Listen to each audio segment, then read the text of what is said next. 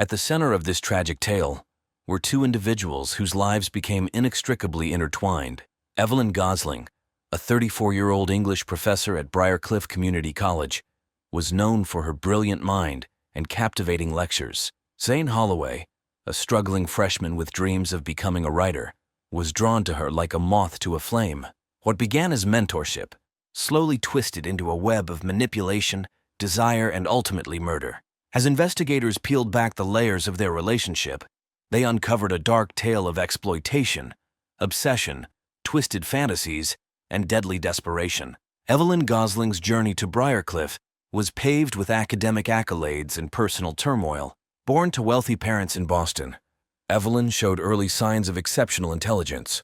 Her father, a stern investment banker, and her mother, a socialite with a penchant for cocktails, provided Evelyn with every material advantage but little emotional support. From a young age, Evelyn learned to use her intellect as a shield, burying herself in books to escape the cold reality of her home life. She excelled in school, skipping 2 grades and entering Harvard. It was there that Evelyn discovered her passion for English literature and her talent for captivating an audience. After completing her PhD at Yale, Evelyn seemed destined for a prestigious position at an Ivy League institution. However, a scandal involving an affair with her married thesis advisor derailed those plans. The academic community's whispered judgments and thinly veiled rejection drove Evelyn to seek refuge in the small town of Briarcliff. At Briarcliff Community College, Evelyn quickly established herself as a rising star.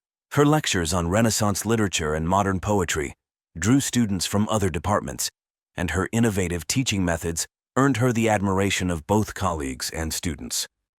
Dr. Gosling was the epitome of success, brilliant, beautiful, and dedicated to her craft. But beneath the polished exterior lay a woman haunted by her past and driven by an insatiable need for validation. Evelyn's relationships were often intense but short-lived, leaving her feeling empty and misunderstood. She craved the adoration of her students, basking in their admiration and subtly encouraging their dependence on her guidance. A psychological evaluation conducted after her arrest would later reveal a complex personality disorder characterized by narcissistic traits and a deep-seated fear of abandonment. It was this dangerous cocktail of intelligence, charisma, and unresolved emotional issues that set the stage for her fateful encounter with Zane Holloway.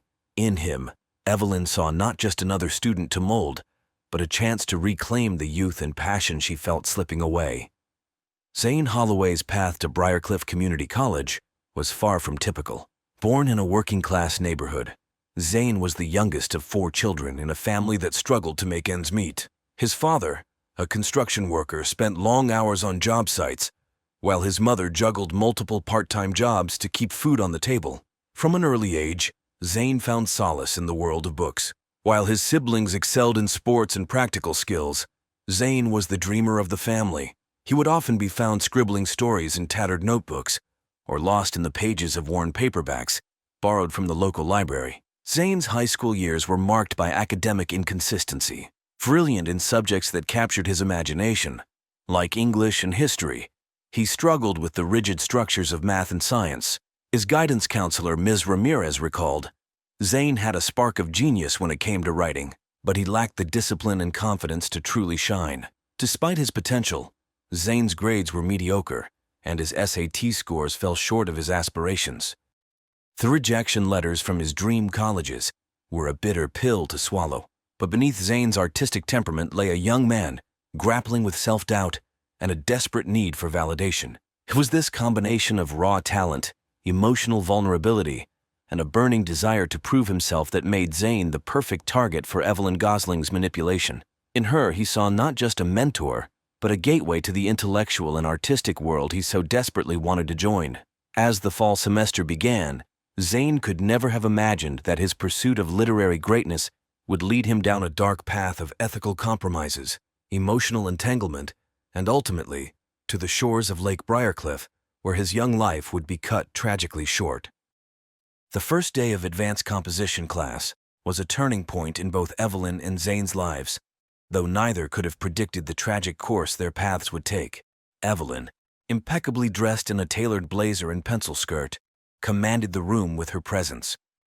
Her eyes scanned the sea of fresh faces, pausing momentarily on Zane, hunched in the back row, nervously fiddling with his pen. As Evelyn launched into her introductory lecture on the power of narrative, Zane found himself captivated.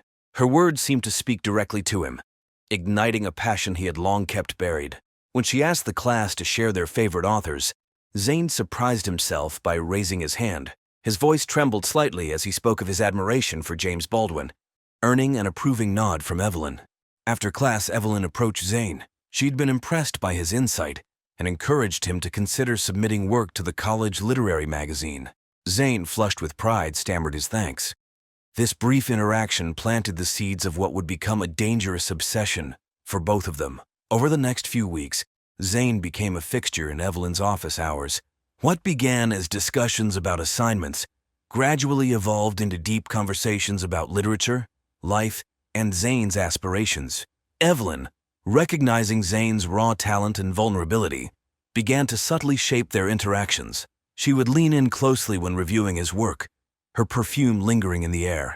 Her feedback was a careful mix of praise and criticism, designed to keep Zane constantly seeking her approval. She shared personal anecdotes, creating an illusion of intimacy that blurred the lines of the student-teacher relationship. Zane's classmate Amelia later told investigators, "We all noticed how Dr. Gosling treated Zane differently. At first, we were just jealous of the attention, but looking back, there was something off about it." As midterms approached, Zane was struggling in his other classes. The pressure to maintain his scholarship weighed heavily on him. Sensing his distress, Evelyn made her first overt move. After a particularly long office meeting, she placed her hand on Zane's arm and spoke softly. "I see so much potential in you, Zane. I'd hate to see it go to waste because of a few difficult classes. Perhaps we could work out an arrangement to ensure your success." Zane, naive and desperate to prove himself, failed to recognize the dangerous territory he was entering. He interpreted Evelyn's offer as a lifeline, a chance to focus on his true passion without the fear of losing his scholarship. As autumn painted the Briarcliff campus in shades of gold and red, Evelyn and Zane's relationship intensified. She invited him to exclusive literary events, introducing him to her colleagues as a promising protégé. Zane, intoxicated by this new world of intellectual stimulation and perceived belonging, began to rely on Evelyn for more than just academic guidance. Evelyn, for her part, reveled in Zane's dependence. She carefully crafted every interaction to deepen his emotional attachment while maintaining plausible deniability. To her colleagues, she was merely nurturing a gifted student. To Zane, she became the center of his world. By the time the fall semester was coming to a close, the boundaries between mentor and student had become irrevocably blurred. Zane's writing, once filled with diverse influences, now mimicked Evelyn's style and preferences. His social circle had shrunk, with more and more of his time devoted to extra study sessions with Dr. Gosling. Neither Zane nor Evelyn fully realized the dangerous web they were weaving. As the winter break approached, their relationship teetered on the brink of a precipice, ready to plunge into depths from which there would be no return. The winter break marked a critical turning point in Evelyn and Zane's relationship. With the campus largely deserted, they found themselves drawn into a vortex of intensifying emotions and crossed boundaries. Evelyn, under the guise of providing additional mentorship, invited Zane to her off-campus apartment to discuss his final paper for her class. The evening began innocently enough, with Evelyn serving tea and engaging Zane in a heated debate about postmodern literature. But as the hours wore on and inhibitions lowered, the atmosphere shifted. Evelyn, her voice lowered to a near whisper, began to share personal stories of her own struggles as a young academic. She portrayed herself as a misunderstood genius, persecuted by jealous colleagues and bound by the rigid structures of academia. Zane, already in awe of Evelyn's intellect, found himself drawn deeper into her world. He saw in her a kindred spirit, someone who truly understood the artist's struggle. When Evelyn's hand brushed against his, the electric charge between them was undeniable. What happened next would be a point of contention in the later investigation. Evelyn claimed that Zane initiated the kiss, overcome by youthful passion. Zane, in his final statement, insisted that Evelyn had orchestrated the entire evening to this end. Regardless of who made the first move, that night marked the beginning of a physical relationship that would have devastating consequences. As the new semester began, Evelyn and Zane's secret affair intensified. Clandestine meetings in her office turned into long weekends at secluded bed and breakfasts. Evelyn showered Zane with gifts: rare books, expensive pens, a laptop to replace his outdated model. She framed each gift as an investment in his future as a writer, further binding him to her. Zane's grades, which had been middling in his other classes, suddenly skyrocketed. Evelyn used her influence to intervene on his behalf with other professors, painting him as a misunderstood genius who simply needed the right guidance. She promised Zane that with her help, he could secure a spot in a prestigious MFA program, bypassing the usual requirements. But as Zane's dependence on Evelyn grew, so did his anxiety. The initial thrill of their forbidden romance began to give way to guilt and fear of discovery. His writing, once vibrant and unique, became a pale imitation of Evelyn's style. His few remaining friends noticed his increasing isolation and erratic behavior. Evelyn, sensing Zane's unease, doubled down on her manipulation. She alternated between lavish praise and cruel criticism, keeping Zane in a constant state of emotional turmoil. She convinced him that their relationship was special, a meeting of twin souls that the ordinary world could never understand. In a particularly chilling move, Evelyn began to insinuate that Zane's success was entirely dependent on her goodwill. During one tense encounter in her office, she casually remarked, "It would be a shame if the ethics board were to investigate the sudden improvement in your grades. They might get the wrong idea about how you've been earning them." The implied threat was clear. Zane, trapped between his ambition and his growing sense of moral unease, began to withdraw into himself. His journal entries from this period, later recovered by investigators, paint a picture of a young man in deep emotional distress. February 15th.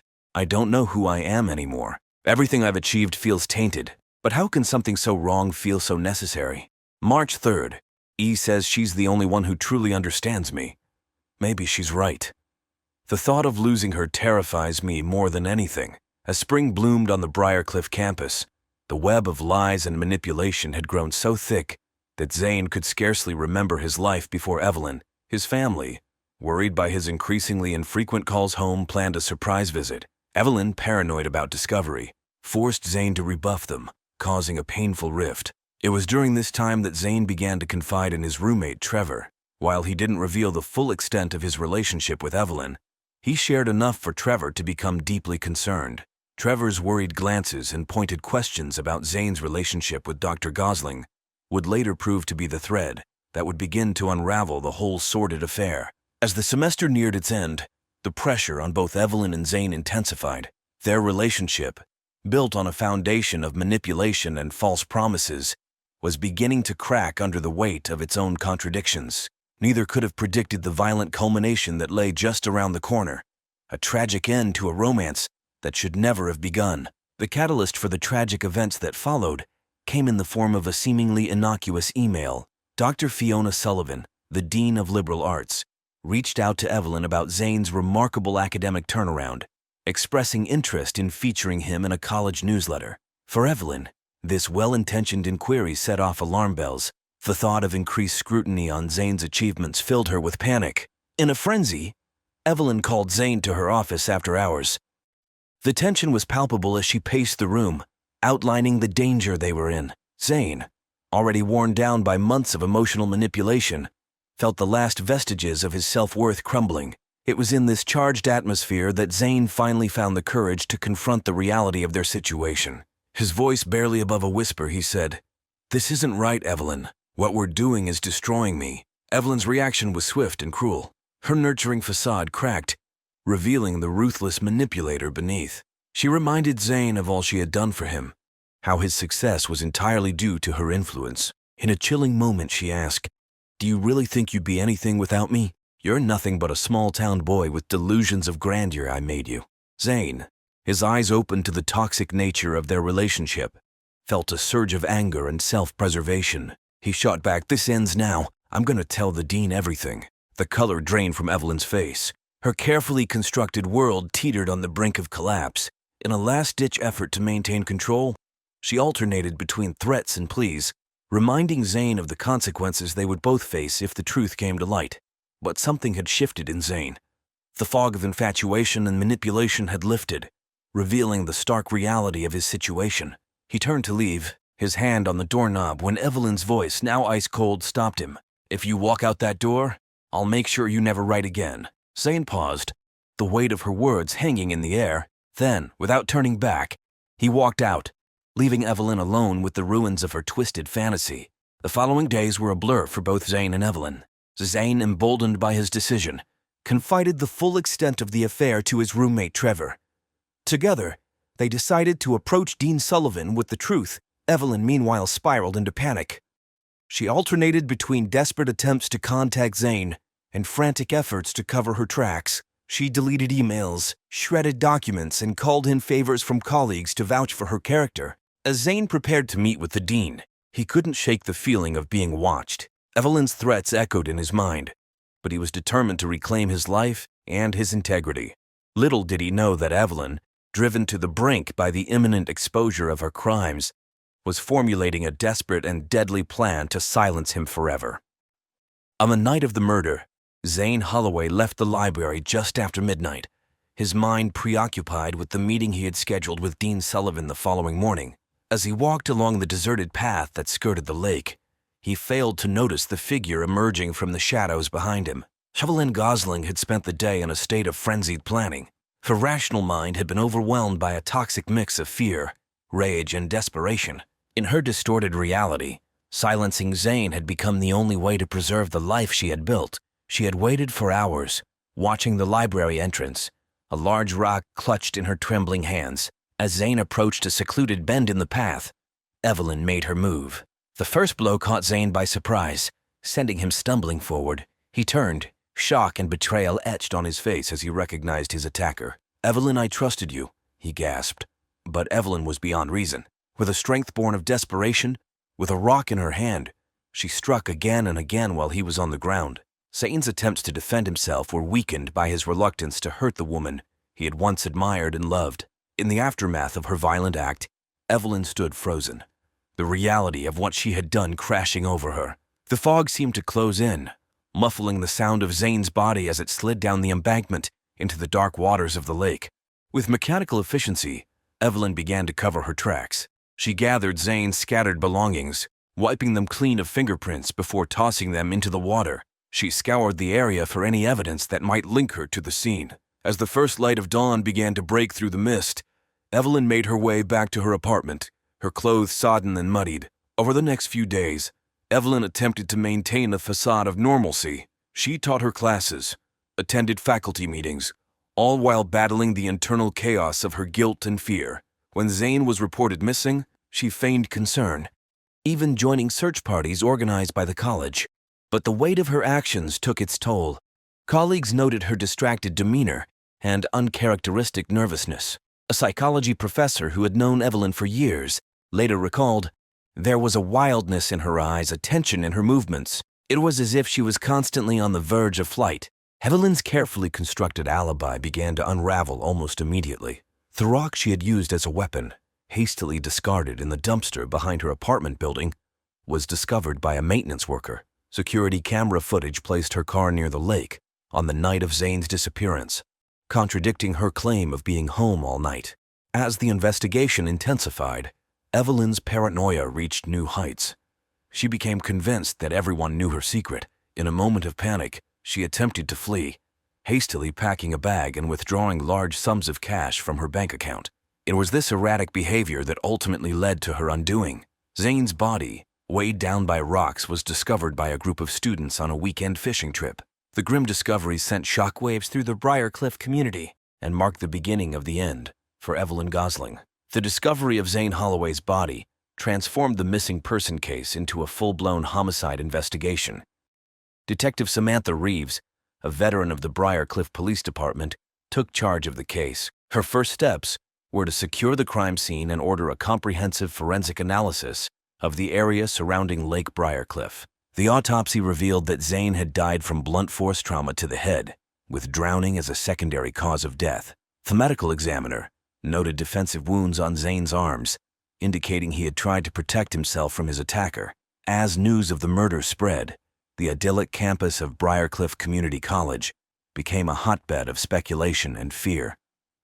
Students whispered in hallways, casting suspicious glances at their peers and professors. The administration, desperate to control the narrative, held conferences assuring parents and the community that this was an isolated incident. Detective Reeves and her team began the painstaking process of interviewing Zane's friends, family, and associates. It was during these initial interviews that Zane's roommate, Trevor Lawson, provided the first crucial lead.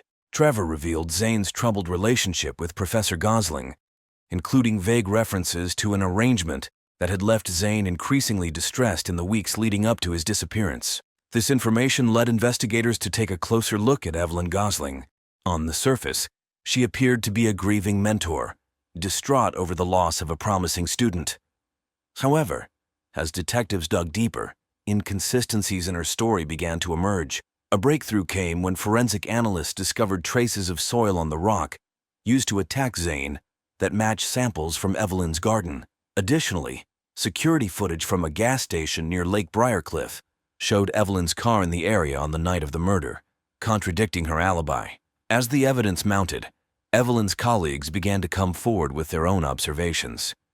A professor from the psychology department recalled a disturbing conversation with Evelyn just days before Zane's disappearance. She seemed agitated, he told investigators. She kept talking about how she couldn't let everything she'd worked for be destroyed by a misunderstanding. The investigation took another turn when detectives uncovered a series of emails between Evelyn and Zane. While carefully worded, the subtext of these messages hinted at an inappropriate relationship.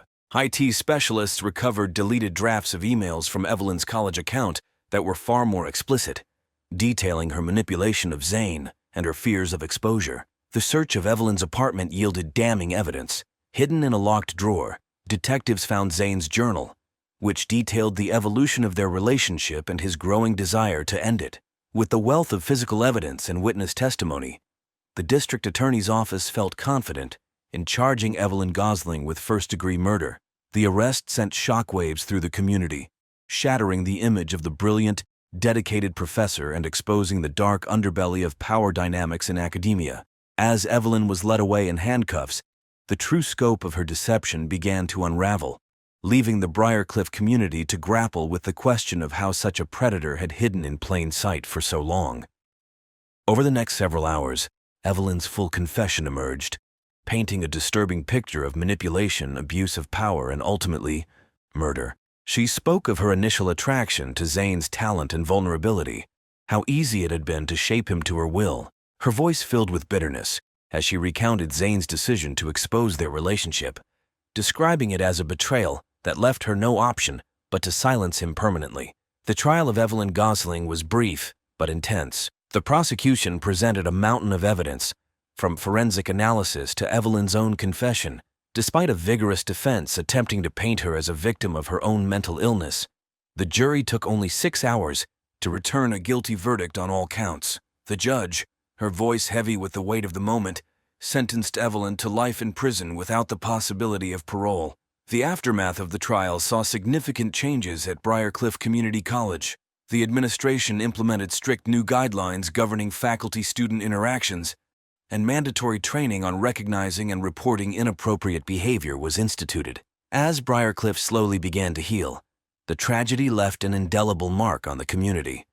The shores of Lake Briarcliff, once a place of tranquility and reflection, now stood as a somber reminder of the darkness that can lurk behind the most respectable facades, and the tragic consequences when trust is abused and power is unchecked.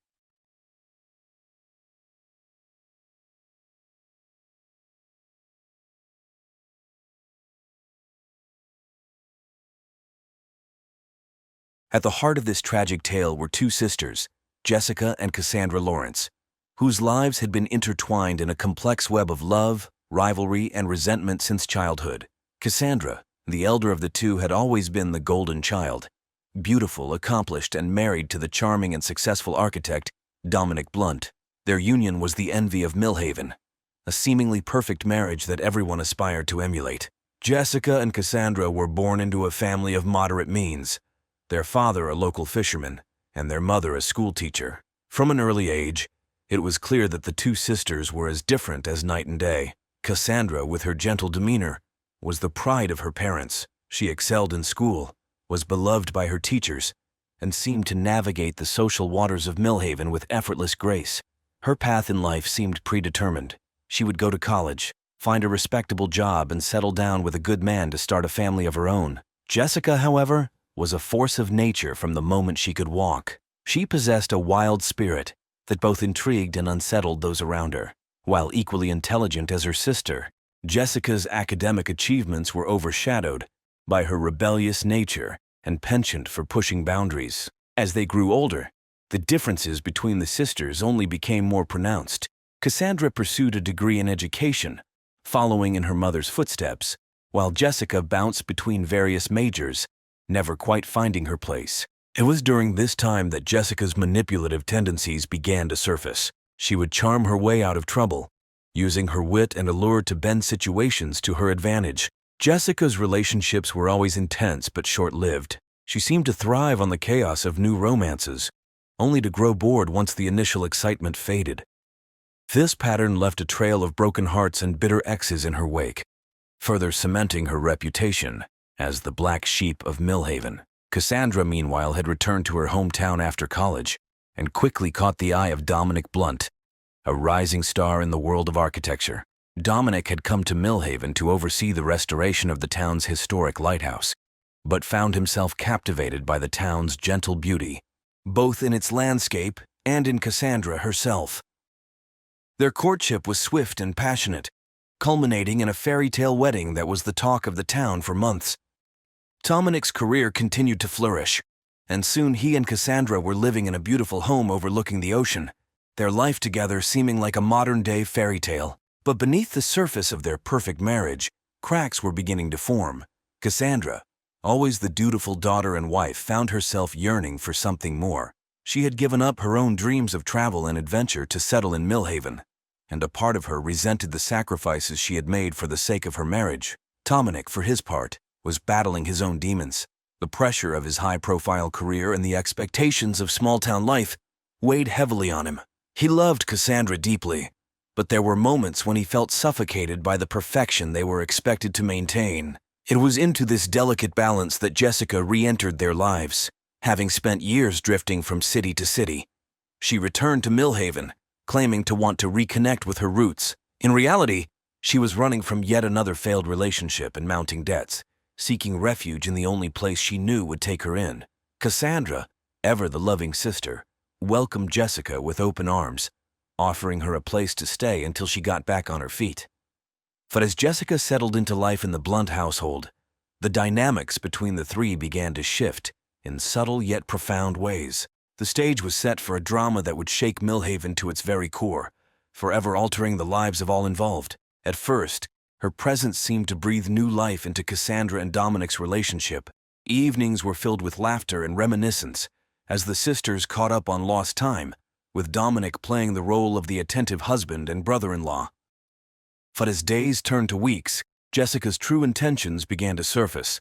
Her eyes would linger on Dominic a moment too long, her casual touches becoming more frequent and deliberate. She would find excuses to be alone with him, asking for help with her car, seeking advice on job applications, or simply catching him in the kitchen late at night when Cassandra had already gone to bed. Dominic, initially oblivious to Jessica's advances, found himself increasingly drawn to her vibrant personality.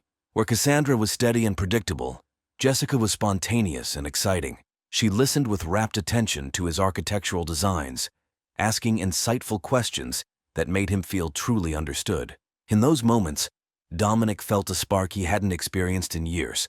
Dominic was a man of principle, devoted to his wife and the life they had built together. He tried to distance himself from Jessica, making excuses to spend more time at the office or taking on additional projects that kept him away from home. Jessica, however, was not so easily deterred. She recognized the internal struggle in Dominic's eyes and saw it as a challenge rather than a deterrent. She began to weave a careful web of seduction, playing on his insecurities and unfulfilled desires. One evening, as Cassandra attended a school board meeting, Jessica orchestrated a seemingly innocent dinner with Dominic. She prepared his favorite meal, opened a bottle of expensive wine, and created an atmosphere of intimacy that was hard to resist. As they talked late into the night, Jessica carefully steered the conversation towards Dominic's passions and dreams, areas where she knew Cassandra had never fully connected with him.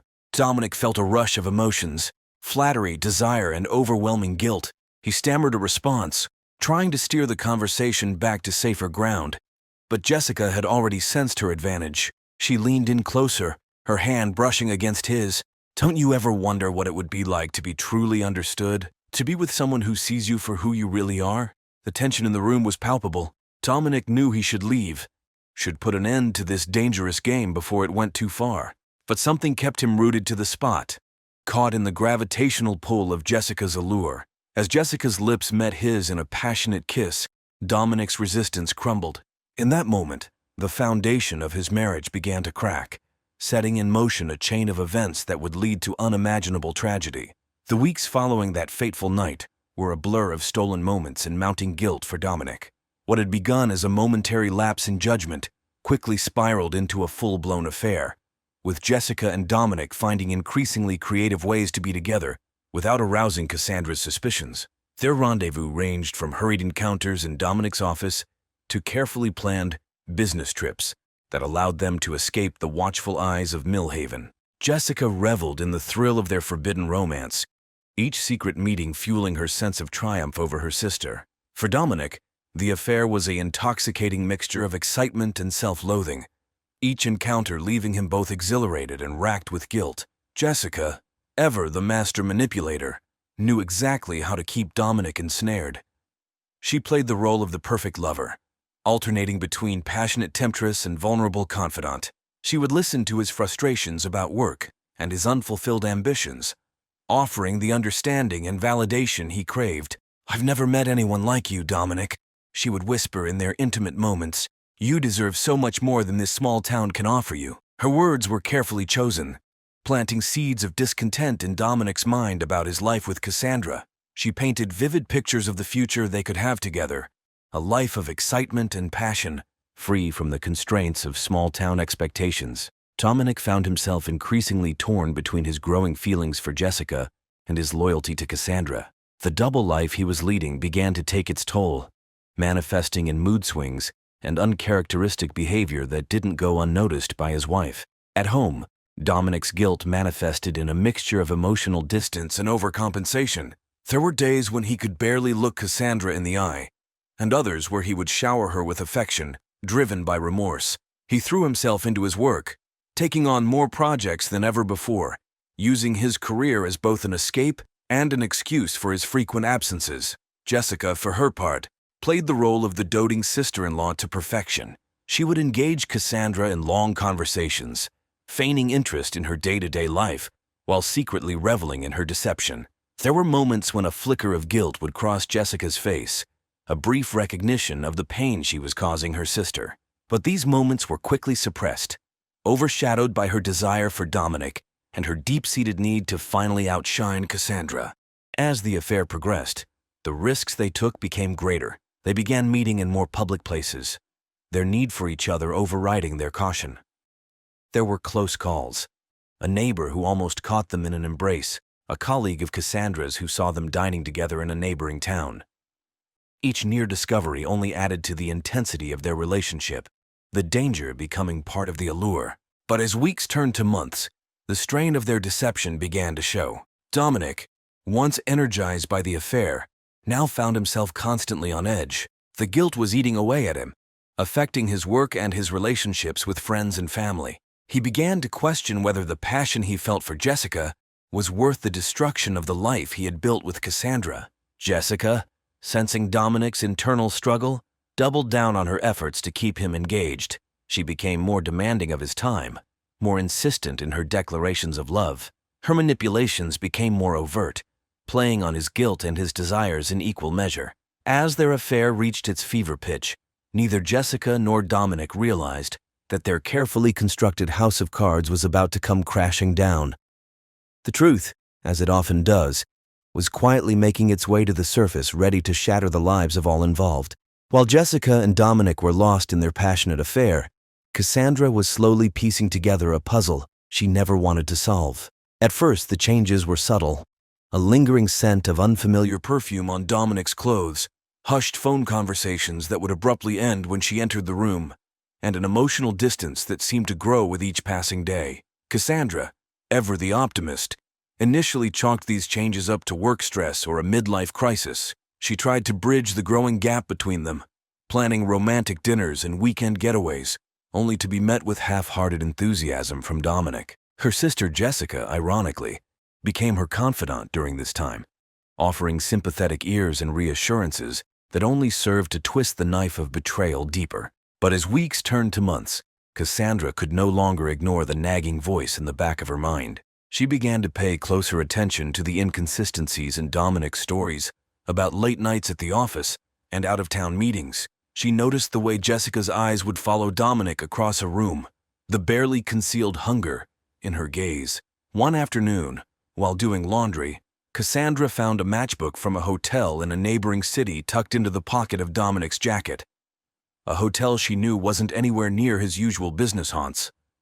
The discovery sent a chill down her spine, the physical evidence making it impossible to deny her worst fears any longer. Torn between confronting her suspicions and the fear of what she might uncover, Cassandra found herself in a state of constant anxiety. She began to withdraw from friends and colleagues, unable to bear the thought of sharing her suspicions and making them real.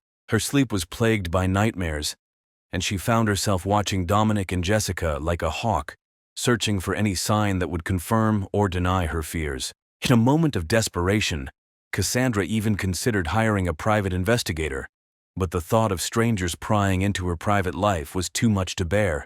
Instead, she decided to confront Dominic and Jessica separately, hoping that one of them would crack under the pressure and reveal the truth. Little did Cassandra know that her decision to seek the truth would set in motion a chain of events that would lead to a confrontation more devastating than she could have ever imagined, forever altering the course of all their lives. The day of reckoning arrived on a stormy afternoon in late autumn. She had spent the morning steeling herself for this moment, rehearsing what she would say, how she would remain calm and collected in the face of potential heartbreak. When Dominic walked through the door, shaking rain from his coat, he was met with the sight of his wife standing in the room, her face a mask of barely contained emotion. The tension in the air was palpable, and he knew instantly that their carefully constructed facade was about to crumble. "We need to talk," she began, her voice quavering slightly despite her best efforts. "I know about you and Jessica." The color drained from Dominic's face, his mouth opening and closing as he struggled to find words. In that moment of stunned silence, Cassandra saw the truth written plainly across his features, and her last shred of hope evaporated. "How long?" she demanded, her voice rising. "How long have you been sleeping with my sister?" Dominic's shoulders slumped in defeat. He knew there was no point in denying it any longer. "Cassandra, I'm so sorry, it just happened."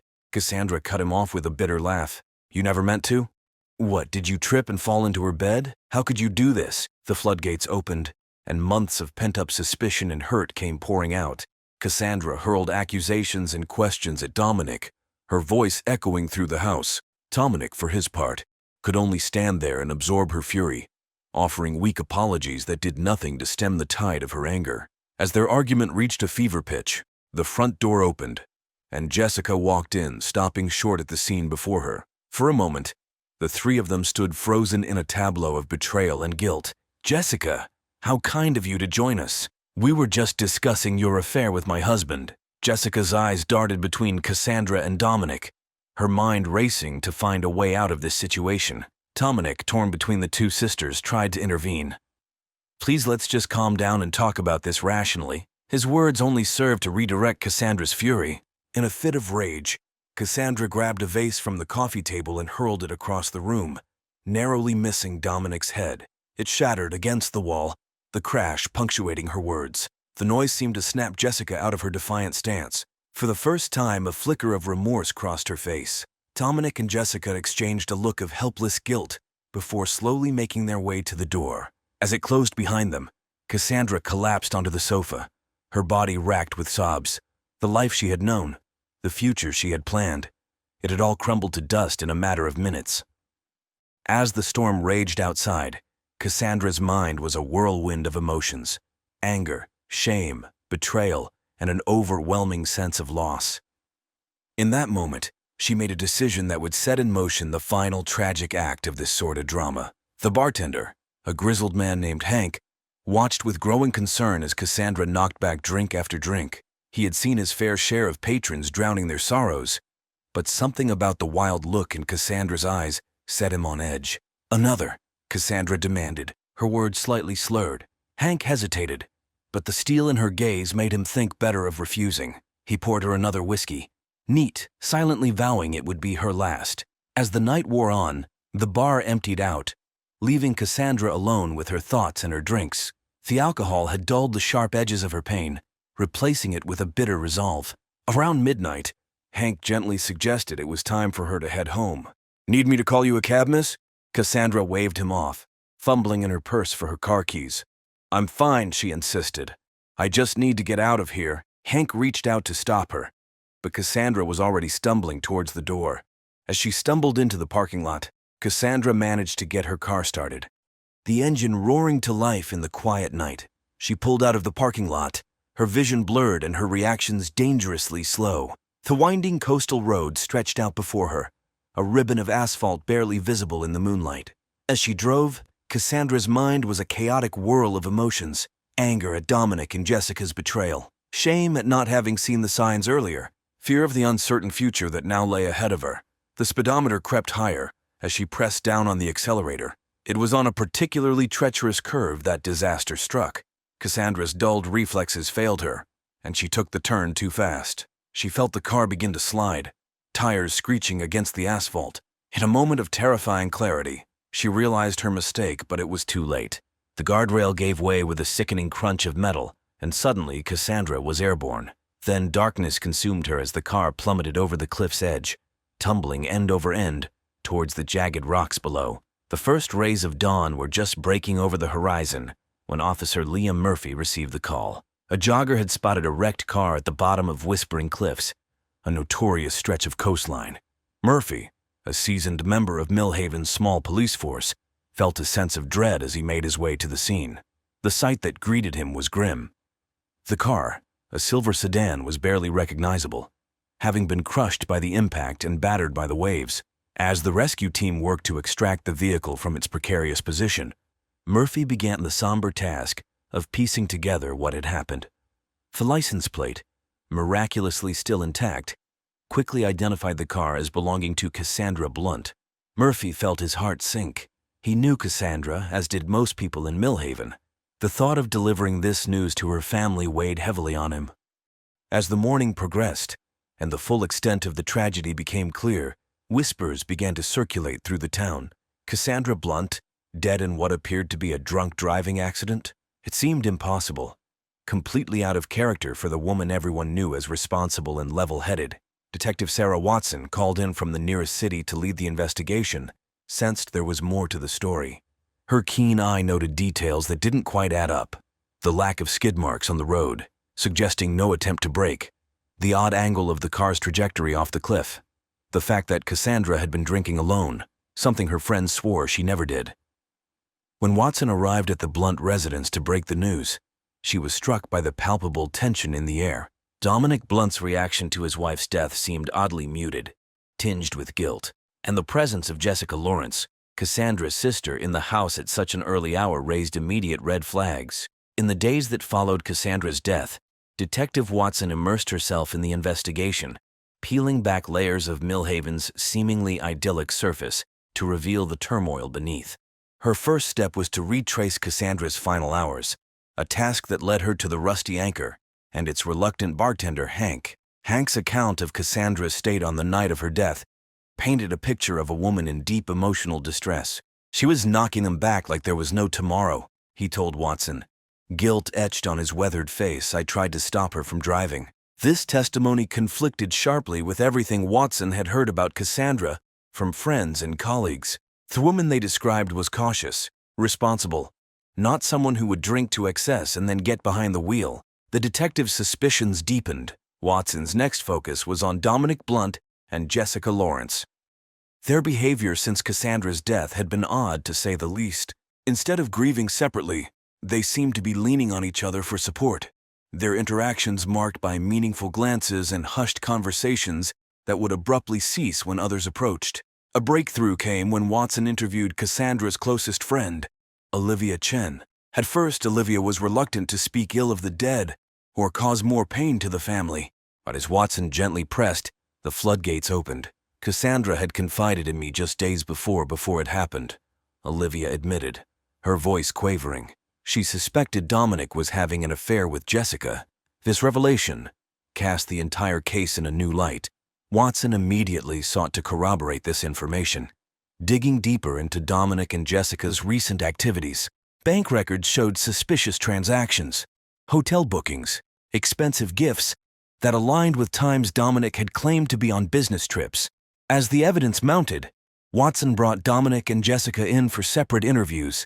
Under the detectives' relentless questioning, their carefully constructed alibis began to crumble. It was Jessica who broke first. "Yes, we were having an affair," she confessed, tears streaming down her face. "Cassandra found out that night.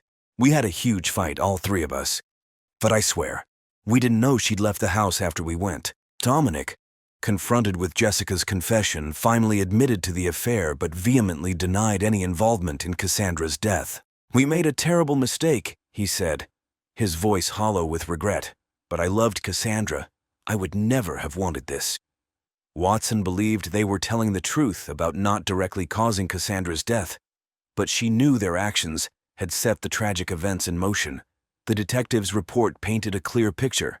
Cassandra, distraught after discovering her husband's infidelity with her own sister, had sought solace in alcohol.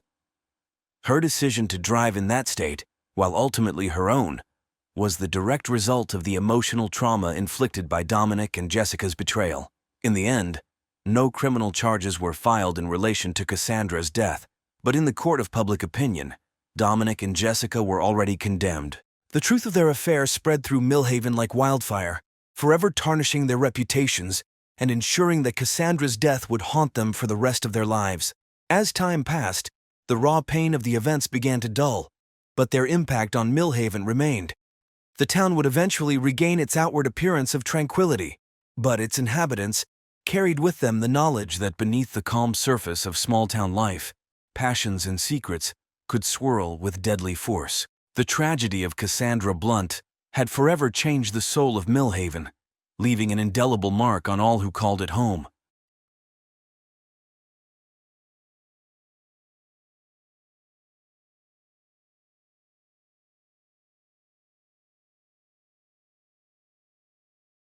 Sabrina Brooks was known for her beauty and charm, qualities that had once captivated her husband, Robert.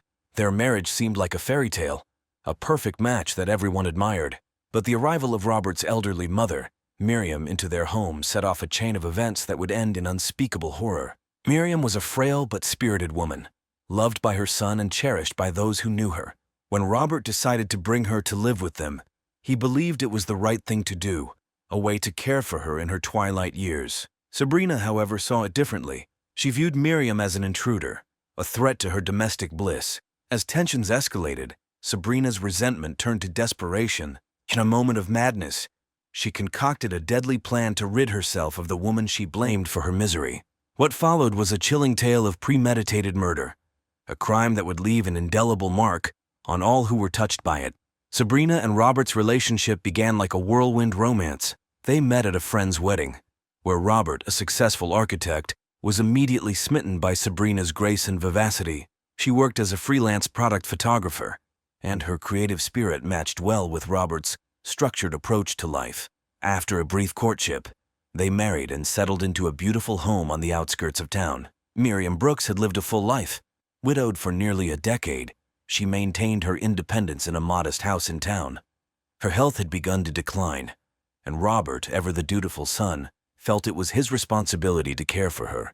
Miriam had always been a nurturing presence in Robert's life, and he couldn't bear the thought of her being alone. Initially, Sabrina and Miriam got along well enough. Miriam was polite and grateful, and Sabrina, though slightly apprehensive, made an effort to welcome her mother-in-law. But as weeks turned into months, the strain of their living arrangement began to show. Miriam's constant presence disrupted the couple's privacy and routine, and Sabrina felt increasingly sidelined in her own home. Robert, caught between his wife and his mother, tried to balance their needs. He was patient and kind, hoping that time would ease the tension. But Sabrina's discontent only grew. She confided in her friends about the stress she was under, seeking advice on how to cope. Some suggested patience, while others hinted that Robert's loyalty to his mother might always overshadow his marriage. The situation worsened as Miriam's health declined further. She required more care and attention, which fell primarily on Sabrina during the day while Robert was at work. The constant demands wore on her, leading to frequent arguments with Robert. He, in turn, became defensive and frustrated, unable to understand why Sabrina couldn't be more accommodating. Sabrina's resentment festered, turning into a simmering rage. She felt trapped, her life overshadowed by an elderly woman who seemed to sap all the joy from her marriage. As her desperation grew, Sabrina's thoughts took a darker turn. She began to entertain the idea of a life without Miriam, envisioning the return of her once idyllic marriage. It was in these moments of bitterness and despair that the seeds of her deadly plan were sown. Robert's decision to bring Miriam into their home was not made lightly. He had seen his mother's health decline and knew she needed more support than he could provide from a distance. After long discussions with Sabrina, he convinced her that it was the best solution.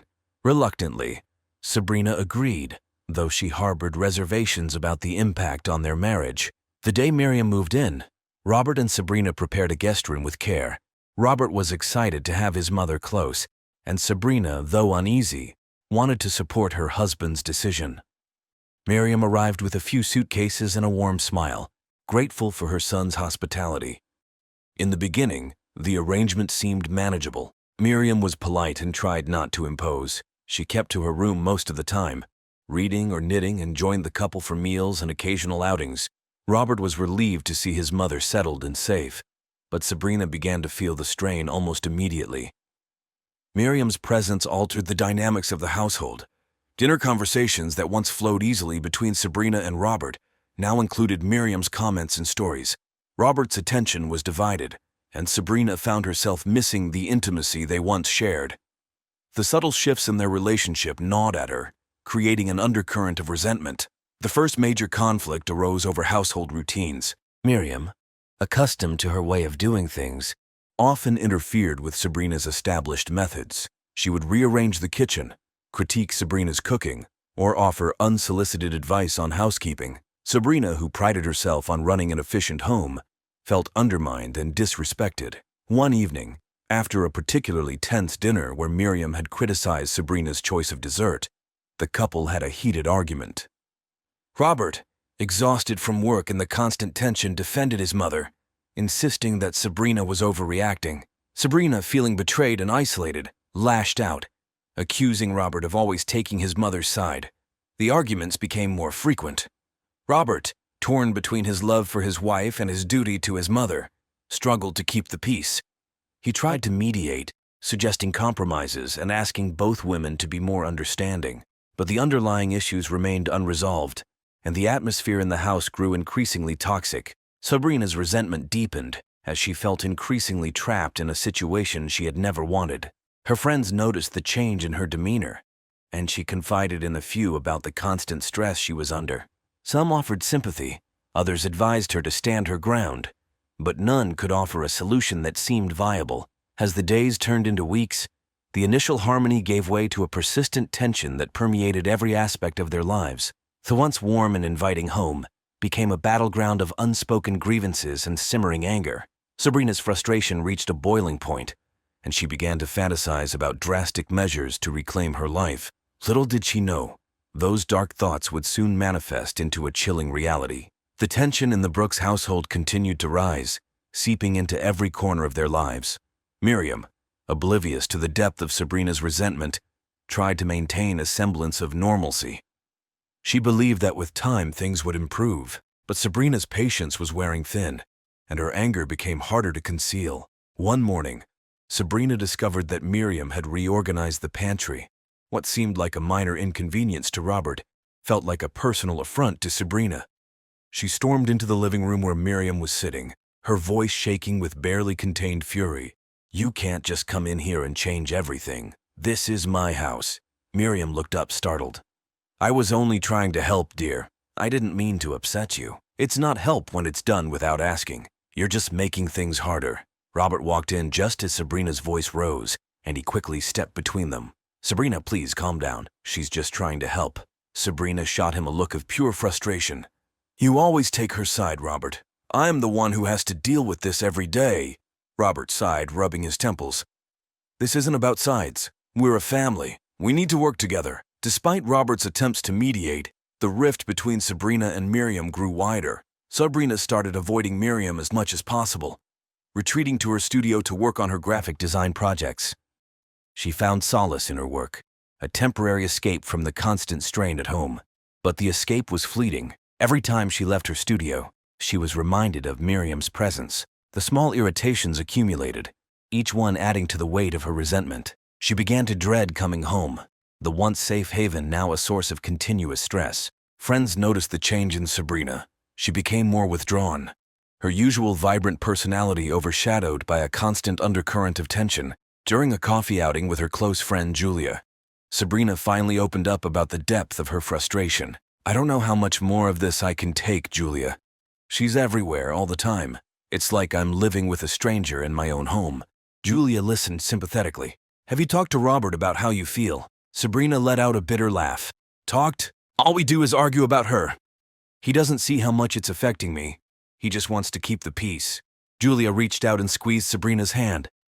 "Maybe you need to take some time for yourself. Get away for a bit. Clear your head." Sabrina nodded, but deep down she knew that a temporary escape wouldn't solve her problems. The constant presence of Miriam in her home felt like a prison sentence, one she couldn't escape from. Her thoughts grew darker, and she began to entertain ideas she had once considered unthinkable. One night, as Sabrina lay in bed staring at the ceiling, a thought crossed her mind that made her shudder.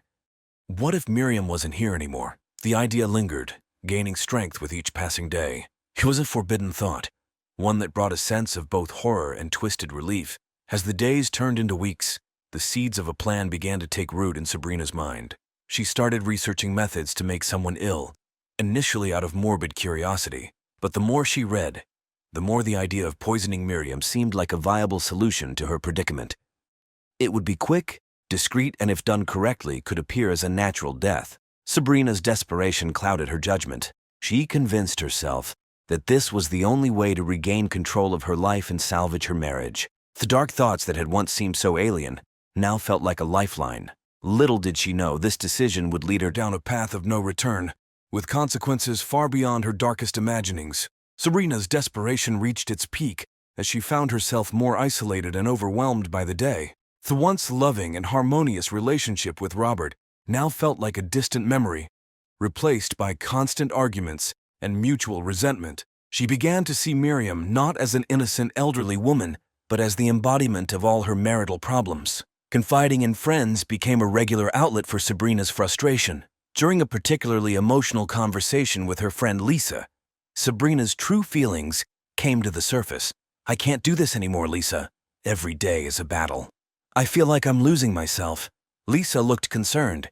"You need to find a way to cope, Sabrina. Maybe you should see a therapist or take some time away." Sabrina shook her head. "Therapy won't change anything. The problem is Miriam. As long as she's here, nothing will get better."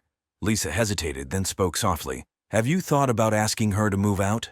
Maybe she could go to a care facility where she'd get the help she needs." Sabrina's eyes darkened. "Robert would never agree to that.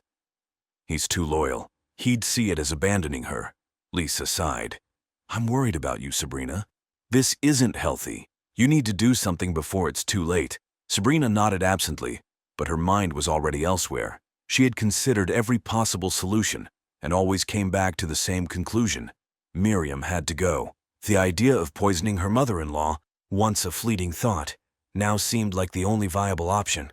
Sabrina began to meticulously plan Miriam's demise. She spent hours researching poisons, focusing on substances that would be difficult to detect. Her background in graphic design gave her an eye for detail, and she applied this skill to her dark new project. She discovered that certain plants, when ingested in small doses over time, could cause symptoms resembling a natural illness. With a plan in place, Sabrina started the next phase, obtaining the poison. She chose aconite, a potent toxin found in monkshood plants. It was a risky choice, but one that could be easily masked in food. She ordered the seeds online, ensuring they were delivered to a friend's address to avoid suspicion. The seeds arrived a few days later, and Sabrina carefully cultivated them in a hidden corner of her garden. She tended to them with a mixture of dread and determination, knowing that each day brought her closer to executing her plan. The process took weeks, during which the tension in the house continued to escalate. Miriam's health, already fragile, began to show signs of further decline. She frequently complained of stomach pains and nausea, symptoms that Sabrina dismissed with a feigned concern. Robert, ever the devoted son, grew increasingly worried, suggesting doctor visits and tests to determine the cause. Sabrina played her part well, expressing appropriate levels of worry and support. She accompanied Miriam to the doctor, reassuring Robert that they were doing everything possible. The doctors attributed Miriam's symptoms to her age and existing health conditions, prescribing medications that did little to alleviate her suffering. The final stage of Sabrina's plan required careful timing. She waited for a day when Robert would be away for an extended period, ensuring she had the house to herself. She prepared a special meal for Miriam, infusing it with a small amount of aconite. The dose was low enough to avoid immediate suspicion, but high enough to exacerbate Miriam's symptoms. As Miriam ate the meal, Sabrina watched her with a mix of anxiety and anticipation. She felt a twisted sense of relief, believing that she was finally taking control of her life. But the act also brought a deep sense of guilt, one that gnawed at her even as she reassured herself that this was the only way. In the days that followed, Miriam's condition worsened. She grew weaker and more lethargic, her complaints of pain more frequent. Robert was beside himself with worry, while Sabrina maintained her facade of concern. The poison was doing its job, slowly but surely, and Sabrina felt both triumphant and terrified at the prospect of what she had set in motion. Sabrina's meticulous planning reached its final stages as she prepared to carry out the poisoning. The growing tension and escalating arguments with Robert only fueled her resolve. She was convinced that eliminating Miriam was the only way to restore harmony to her marriage and reclaim her life. Acquiring the aconite seeds had been a nerve-wracking process. Sabrina knew the risks involved in handling such a potent toxin, but desperation had clouded her judgment. She carefully cultivated the plants, watching them grow with a mix of dread and determination. Each step brought her closer to the point of no return. Sabrina spent hours in her studio, not working on her usual graphic design projects, but refining her plan. She researched the effects of aconite, ensuring she understood the symptoms it would produce. Vomiting, diarrhea, and abdominal pain were common, symptoms that could easily be mistaken for a severe but natural illness in an elderly woman like Miriam. Timing was crucial. Sabrina needed to administer the poison in such a way that it would slowly deteriorate Miriam's health, making her death appear as a natural progression of her existing ailments. She decided to mix small amounts of the aconite into Miriam's food over several weeks, gradually increasing the dosage. Sabrina's first attempt was a simple broth. She chose a day when Robert was working late, giving her the time and privacy she needed. Miriam, unaware of the sinister intent behind the meal, ate the broth without suspicion. Sabrina watched her carefully, noting any signs of discomfort. In the days that followed, Miriam began to complain more frequently of stomach pains and nausea. Sabrina played the concerned daughter-in-law, offering comfort and suggesting they visit the doctor. Robert, seeing Sabrina's apparent dedication, was grateful and less inclined to suspect any foul play. Sabrina continued to administer the poison, each dose carefully calculated to avoid immediate detection. She alternated the methods of delivery, sometimes mixing it into tea, other times blending it into soups or casseroles. Each meal brought Miriam closer to the brink, her health steadily declining. Despite her outward calm, Sabrina was racked with guilt and fear. The enormity of her actions weighed heavily on her, but she convinced herself that this was the only solution. She reminded herself of the life she would regain once Miriam was gone, a life free from the constant strain and arguments. Robert's increasing concern for his mother's health provided Sabrina with the perfect cover. He arranged for multiple doctor visits, each one yielding no definitive answers. The medical professionals attributed Miriam's symptoms to her age and existing conditions, prescribing medications that did little to help. Sabrina's plan seemed to be working flawlessly. Miriam's decline was gradual, and the doctors saw no reason to suspect foul play. Sabrina's meticulous research and careful administration of the poison ensured that Miriam's symptoms matched those of a natural illness. The final dose was administered on a particularly stressful day, Robert had left for an extended business trip, leaving Sabrina and Miriam alone in the house. It was the perfect opportunity to deliver the fatal dose of aconite without immediate suspicion.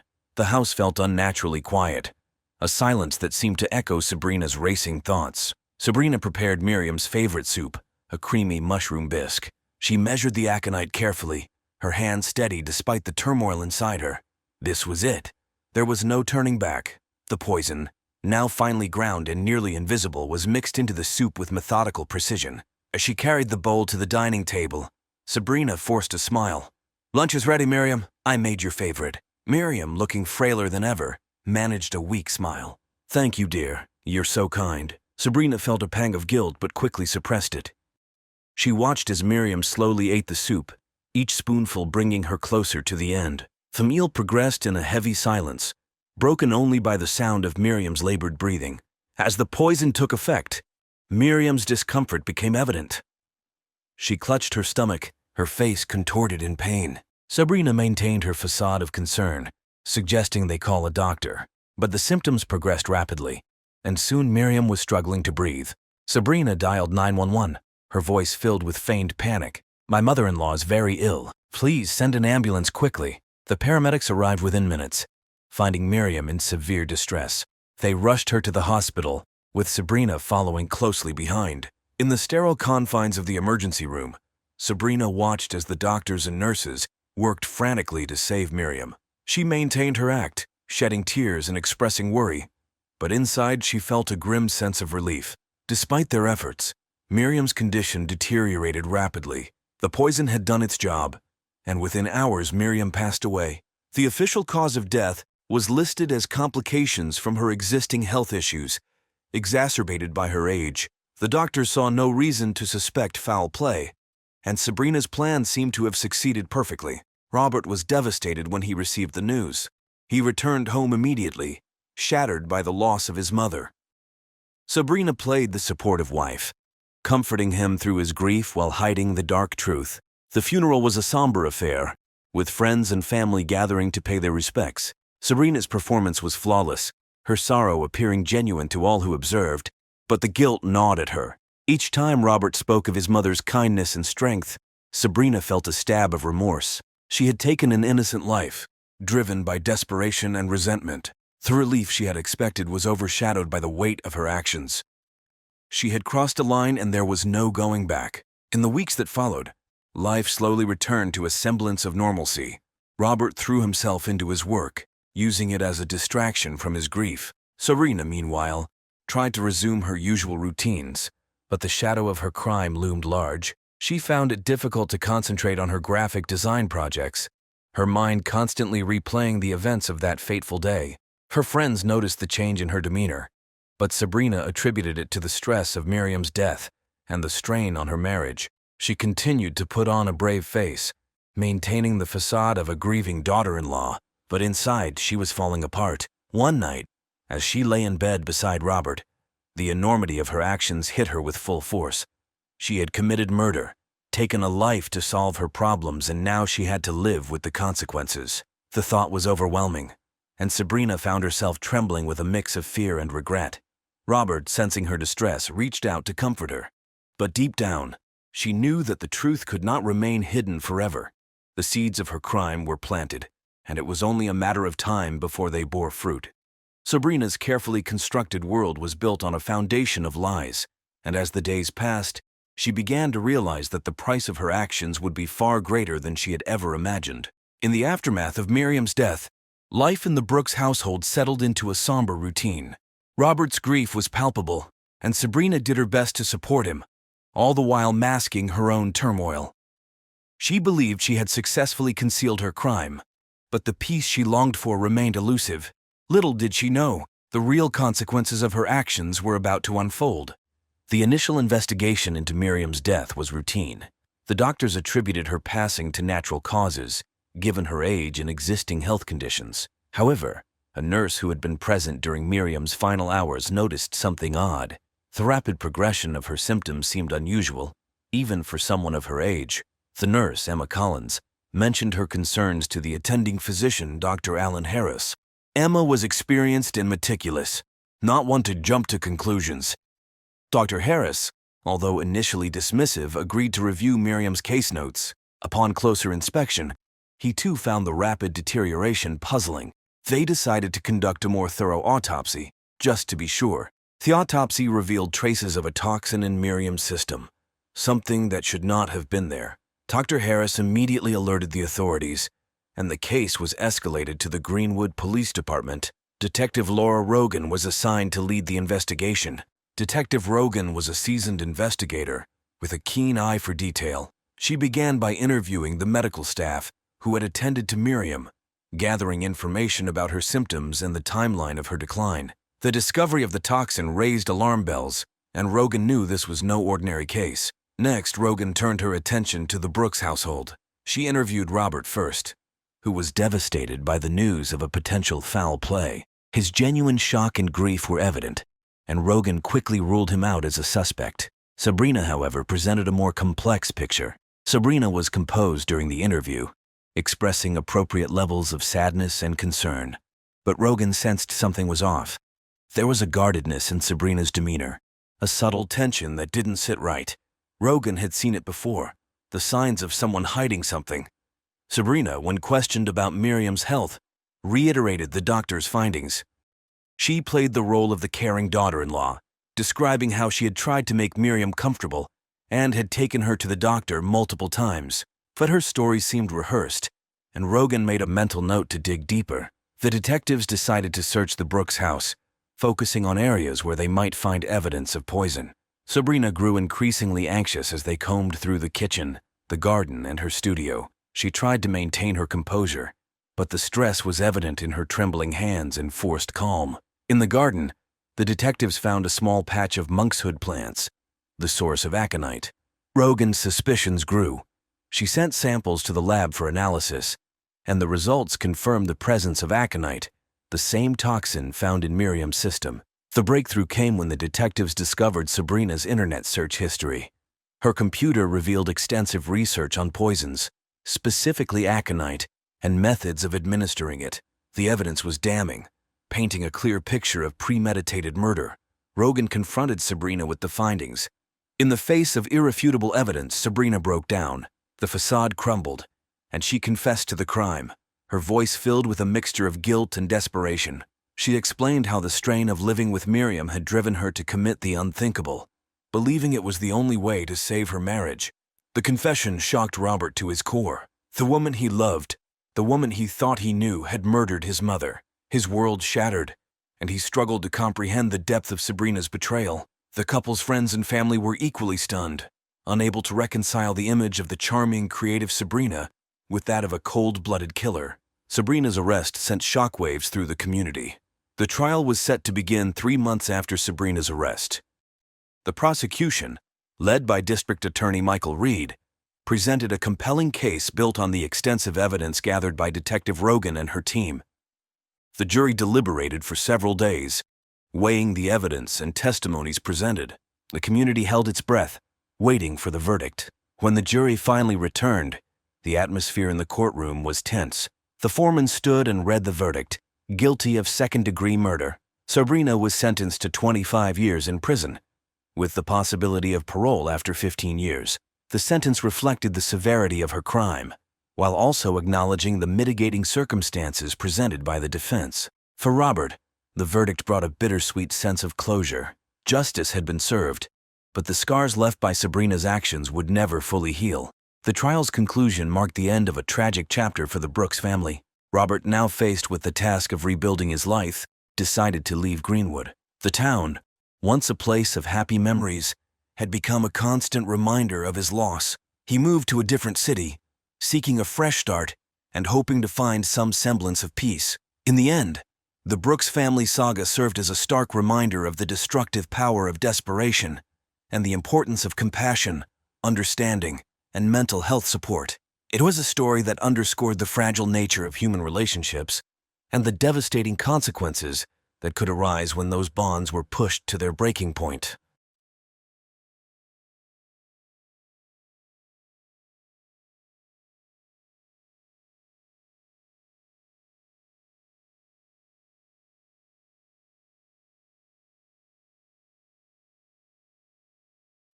Emily Parker was born and raised in the quiet town of Maplewood, Ohio. Her parents, Richard and Ann Parker, were well-respected members of the community. Richard owned a local hardware store, while Ann was a nurse at the nearby hospital.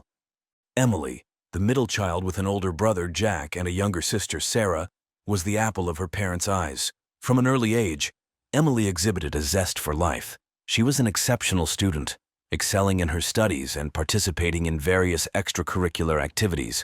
Her passion for teaching emerged during her high school years, inspired by a history teacher who brought the past to life in vivid detail. Emily pursued her dream by attending Ohio State University, where she earned her degree in education. After college, Emily returned to Maplewood and secured a teaching position at the local elementary school. Her dedication to her students was unparalleled. She often stayed late to help with after-school programs and tutored struggling students on weekends. Her colleagues admired her enthusiasm, and parents often requested her for their children's classes. Outside of her professional life, Emily had a wide range of interests. She loved hiking, photography, and reading historical novels. Her weekends were often spent exploring nature trails or curled up with a good book. Friends described her as warm, compassionate, and always ready to lend a helping hand. Emily met David Reynolds at a friend's wedding. He was charming, with a quick wit and an easy smile. David, a financial consultant from New York City, was visiting for the wedding. The attraction was immediate, and their whirlwind romance took everyone by surprise. David lavished Emily with attention, expensive gifts, and exotic trips. Their courtship was brief but intense, and within a year David proposed. Emily, swept off her feet by his charisma and the promise of a glamorous life, said yes. Her family and friends had mixed feelings about the rapid engagement. While they wanted to support Emily's happiness, they couldn't shake a sense of unease about David.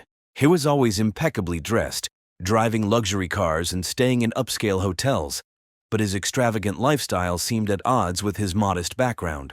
Emily, however, was enamored and reassured everyone that David was her soulmate. Their wedding was a grand affair, held in a picturesque vineyard and attended by over 200 guests. Emily's friends from Maplewood and David's associates from New York mingled under fairy lights and sipped champagne, celebrating the union. As the newlyweds departed for their honeymoon in St. Lucia, no one could have predicted the dark turn their love story would take. David Reynolds was born and raised in Queens, New York. His parents, Thomas and Margaret Reynolds, struggled to make ends meet. Thomas worked as a mechanic, while Margaret held various part-time jobs to support their 3 children.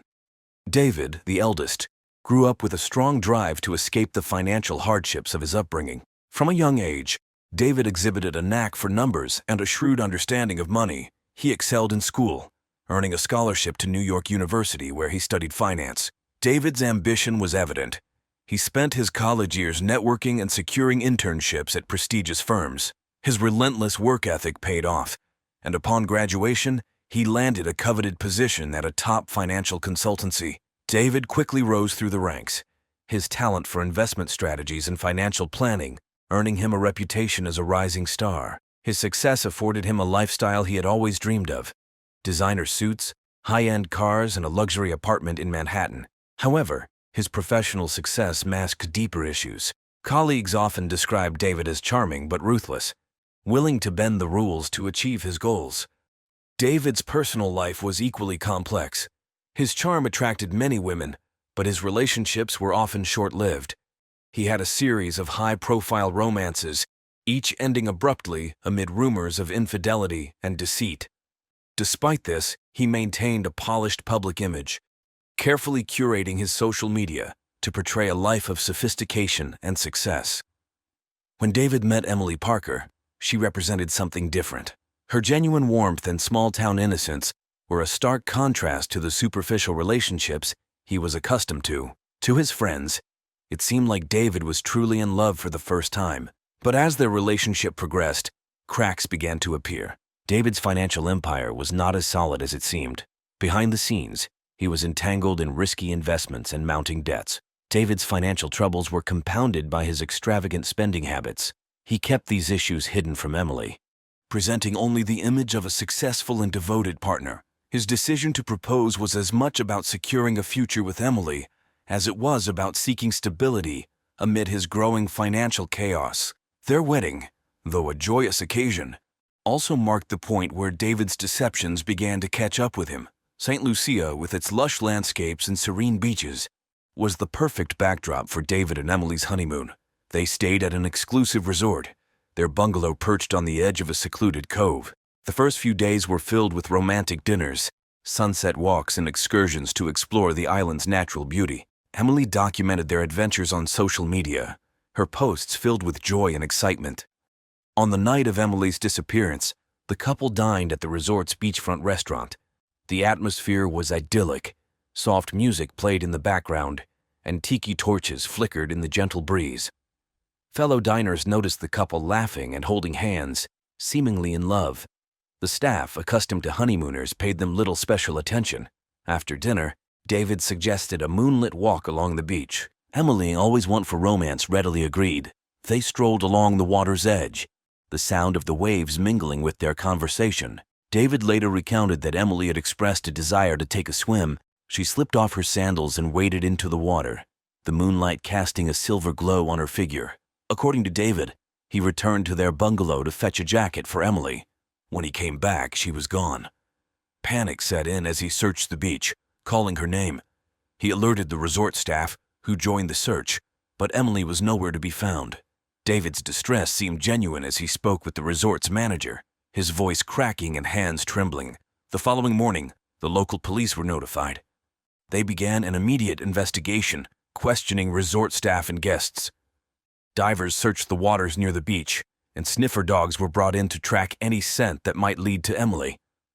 Despite their efforts, no clues emerged. The beach was combed for any personal items, but nothing was found. As the hours turned into days, David's behavior began to attract scrutiny. He appeared genuinely distraught, but there were moments when his composure seemed forced. The police noted his meticulous recounting of events, almost as if rehearsed. Resort staff mentioned his insistence on calling his lawyer soon after Emily's disappearance, which struck them as odd. Witnesses provided conflicting accounts. Some recalled seeing the couple arguing earlier in the day, while others described them as affectionate. A few guests reported hearing raised voices from their bungalow the night before Emily vanished. The police were left with a puzzling mix of evidence and testimonies that painted an inconsistent picture of the couple's final hours together. As the investigation stalled, David's narrative was the only story available. His plea for information was broadcast on news networks, his tearful face becoming the public image of a grieving husband. Yet behind the scenes, Detective Hayes was piecing together a different story, one that hinted at a more sinister truth. Detective Hayes arrived at the resort, greeted by the tropical heat and the sight of tourists enjoying their vacations, seemingly unaware of the drama unfolding. His first step was to interview David Reynolds. Sitting across from him in the resort's lounge, Hayes observed David's demeanor carefully. The man seemed genuinely distraught, but there was an underlying tension that the seasoned detective couldn't ignore. David recounted the events of the night Emily disappeared, his voice steady but his eyes betraying a flicker of anxiety. Hayes listened intently, asking pointed questions about their activities, their relationship, and any possible reasons Emily might have had to leave suddenly. David's answers were consistent, but Hayes felt they were too polished, as if rehearsed. The detective then spoke with the resort staff and other guests. The accounts varied, some aligning with David's story while others contradicted it. A waitress at the restaurant mentioned that David seemed agitated during dinner, frequently checking his phone. A couple staying in a neighboring bungalow reported hearing an argument late at night, although they couldn't make out the words. Hayes' team searched the couple's bungalow and the surrounding area. They found Emily's belongings neatly packed, her passport and wallet untouched. Her phone was missing, presumably with her. A thorough examination of the beach yielded no new clues.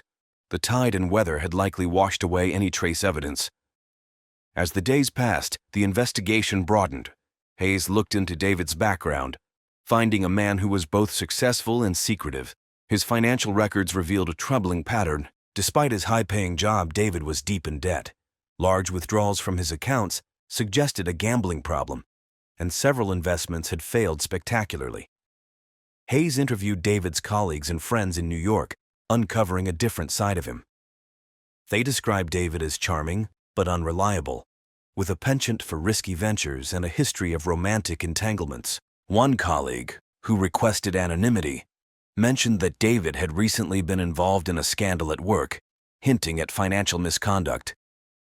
The detectives' team also analyzed phone records and bank statements, uncovering a web of transactions that pointed to financial distress. Several large transfers had been made to offshore accounts, and David had taken out substantial loans shortly before the wedding.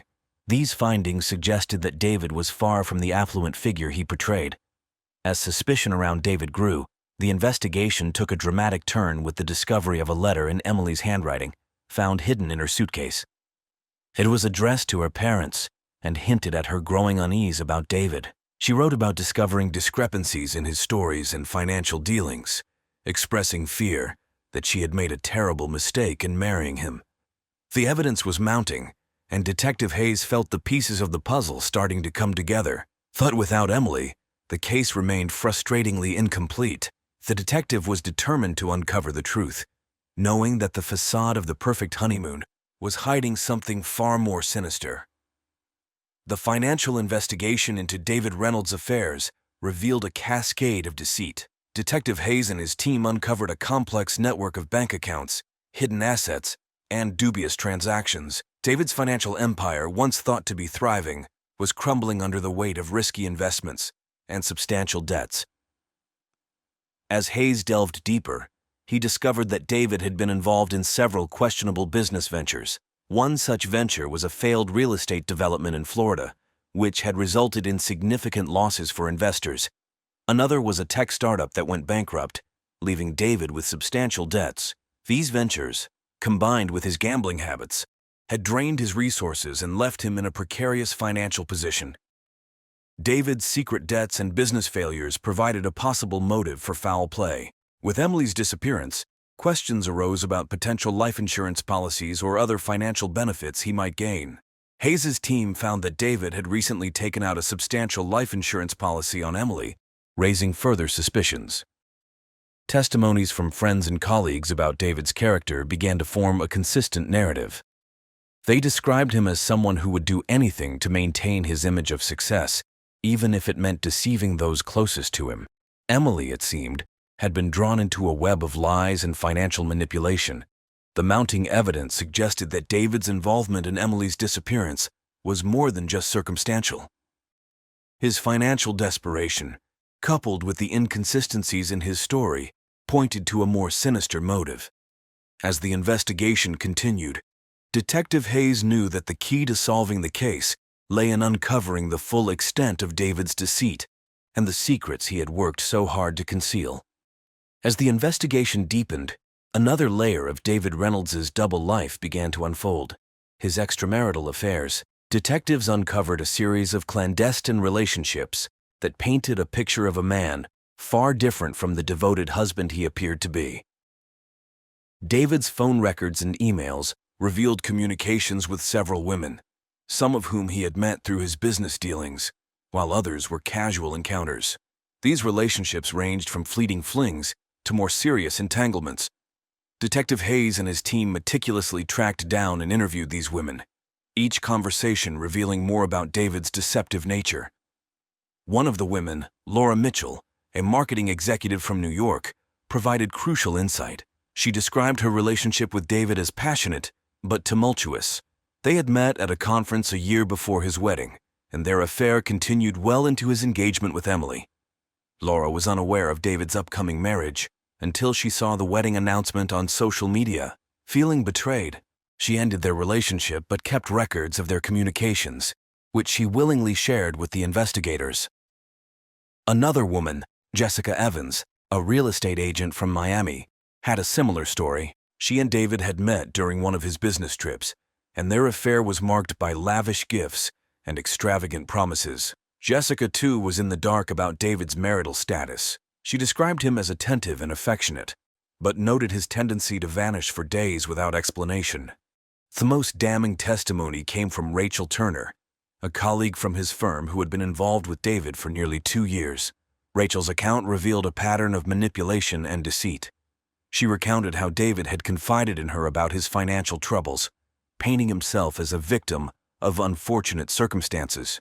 Rachel, deeply infatuated with him, had even loaned him money on several occasions, believing his promises to repay her once his investments paid off. These revelations had a profound impact on the case. They not only established a pattern of deceit, but also suggested potential motives for Emily's disappearance. David's affairs indicated a man capable of maintaining multiple lives, each carefully compartmentalized to prevent discovery. His ability to juggle these relationships while hiding his financial troubles from Emily spoke to his skill at deception. Interviews with his past lovers painted a picture of a man driven by a need for validation and material success. They described how David would often speak of his ambitions and dreams, using his charm to elicit sympathy and support. His relationships, both romantic and financial, were tools he used to navigate his increasingly precarious life. The impact of these revelations on the case was significant. They provided a motive for foul play, suggesting that David might have seen Emily as both an obstacle and a solution to his problems. With his financial empire collapsing and his web of lies unraveling, the pressure on David had reached a breaking point. Emily's disappearance and the subsequent focus on David threatened to expose his entire charade. As Detective Hayes pieced together the evidence, it became clear that the investigation was far from straightforward. Each new discovery added complexity to the case, revealing the depths of David's deceit and the lengths he was willing to go to maintain his facade. The true challenge lay in proving his involvement beyond doubt, a task that required uncovering every hidden aspect of his life. Just when Detective Hayes believed he had a clear picture of David Reynolds' involvement in Emily's disappearance, a shocking twist emerged. A mysterious figure, previously unknown to the investigation, came forward with information that turned the case on its head. The figure was a man named Alex Carter, a private investigator from New York. Alex contacted Detective Hayes, claiming to have crucial information about David Reynolds and his activities. Intrigued and cautious, Hayes arranged a meeting. In a dimly lit cafe, Alex revealed his connection to the case. Alex explained that he had been hired by an anonymous client to investigate David Reynolds months before Emily's disappearance. His client had suspected David of financial misconduct and infidelity, and Alex's investigation had uncovered significant evidence of both. He had been tracking David's movements and communications, documenting his secret affairs and shady business dealings. But Alex's most startling revelation was about Emily. According to his findings, Emily had discovered David's infidelity and financial troubles shortly before their wedding. She had confided in a close friend, expressing her doubts and fears about marrying David. This friend, concerned for Emily's safety, had anonymously hired Alex to gather evidence, hoping to give Emily a way out of her situation. Alex provided Detective Hayes with a dossier of his findings, including photographs, financial records, and transcripts of conversations. One particularly damning piece of evidence was a recording of a conversation between David and an unknown associate discussing plans that hinted at foul play. The recording suggested that David had been plotting something sinister, although the details were vague. This new information complicated the case significantly. It introduced the possibility that Emily might have been aware of David's plans and had taken steps to protect herself. Detective Hayes considered the idea that Emily could have staged her disappearance to escape David's clutches, although the lack of concrete evidence made this theory difficult to prove. Hayes decided to re-interview everyone involved, armed with the new information. He spoke again with Emily's family and friends, uncovering more details about her state of mind before the wedding. Emily's best friend, Lisa, revealed that Emily had been increasingly anxious in the weeks leading up to the honeymoon. She had confided in Lisa about her fears and mentioned the anonymous tipster who had warned her about David. David's reaction to the reopened investigation was one of surprise and agitation. He denied any involvement in Emily's disappearance and dismissed the evidence provided by Alex Carter as fabrications. However, his growing frustration and inconsistent statements only added to the suspicion surrounding him. The twist in the case forced Detective Hayes to consider all possibilities. He intensified the search for Emily, exploring the idea that she might have gone into hiding. The investigation expanded to include airports, border crossings, and potential safe houses. The media coverage, once focused solely on David, began to speculate about Emily's fate and her possible role in the unfolding drama. As the investigation continued, Detective Hayes faced mounting pressure to solve the case.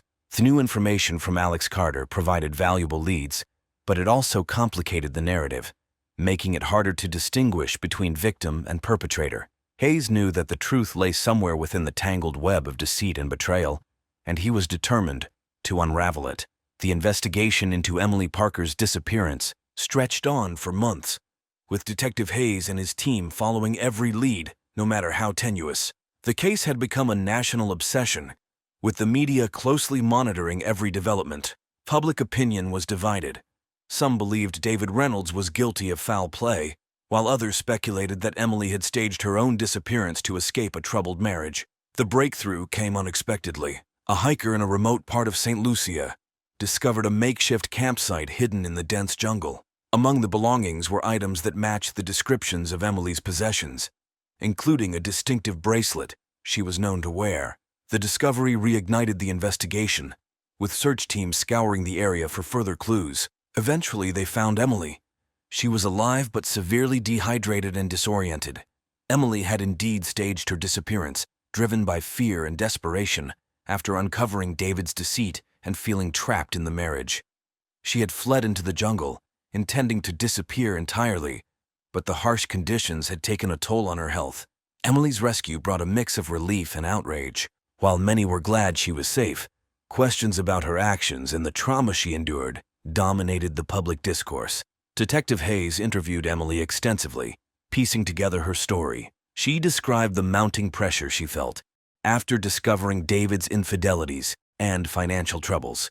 The anonymous tip from Alex Carter had been the final straw, prompting her to take drastic action. David Reynolds was arrested and charged with multiple crimes, including fraud, embezzlement, and conspiracy to commit harm. The evidence provided by Alex Carter, combined with Emily's testimony, built a strong case against him. During the trial, the full extent of David's deceit was laid bare. His financial empire had been a house of cards, supported by lies and illegal activities. The jury found him guilty on all counts, and he was sentenced to 10 years in prison. The aftermath of the case left lasting scars on everyone involved. Emily returned to Maplewood, where she began the long process of healing with the support of her family and friends. She became an advocate for domestic abuse victims, sharing her story to help others in similar situations. The media's fascination with her life eventually faded, but Emily remained a symbol of resilience and survival. Detective Hayes reflected on the case as one of the most challenging of his career. It had been a journey through layers of deception and human frailty, revealing the dark complexities of love, trust, and betrayal. The resolution, while not entirely satisfying, brought a measure of justice and closure to those affected. In the end, the case of Emily Parker's disappearance was a stark reminder that truth can be stranger than fiction, and that beneath the surface of seemingly perfect lives, there can lie a twisted web of secrets waiting to be uncovered.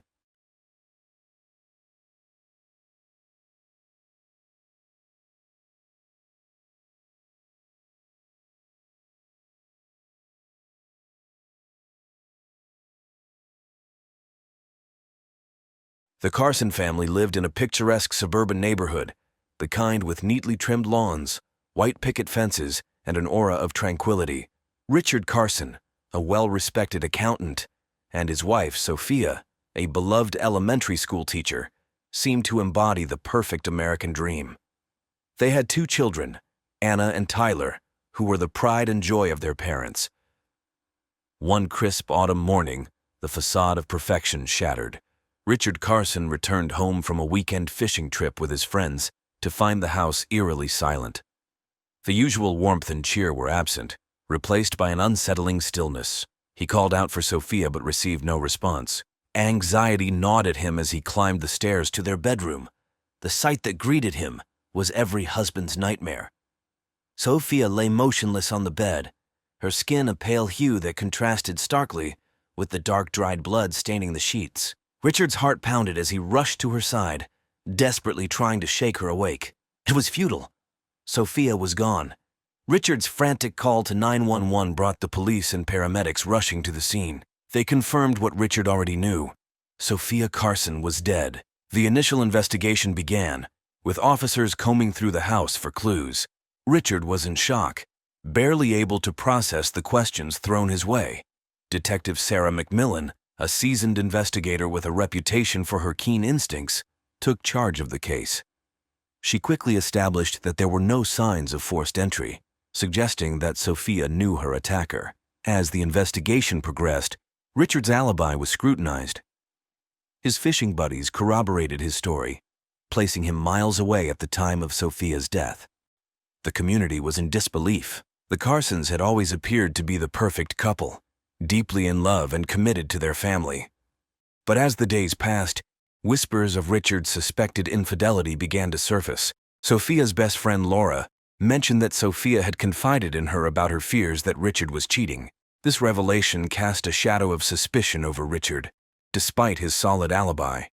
The media quickly picked up the story, painting a picture of a troubled marriage and a potential crime of passion.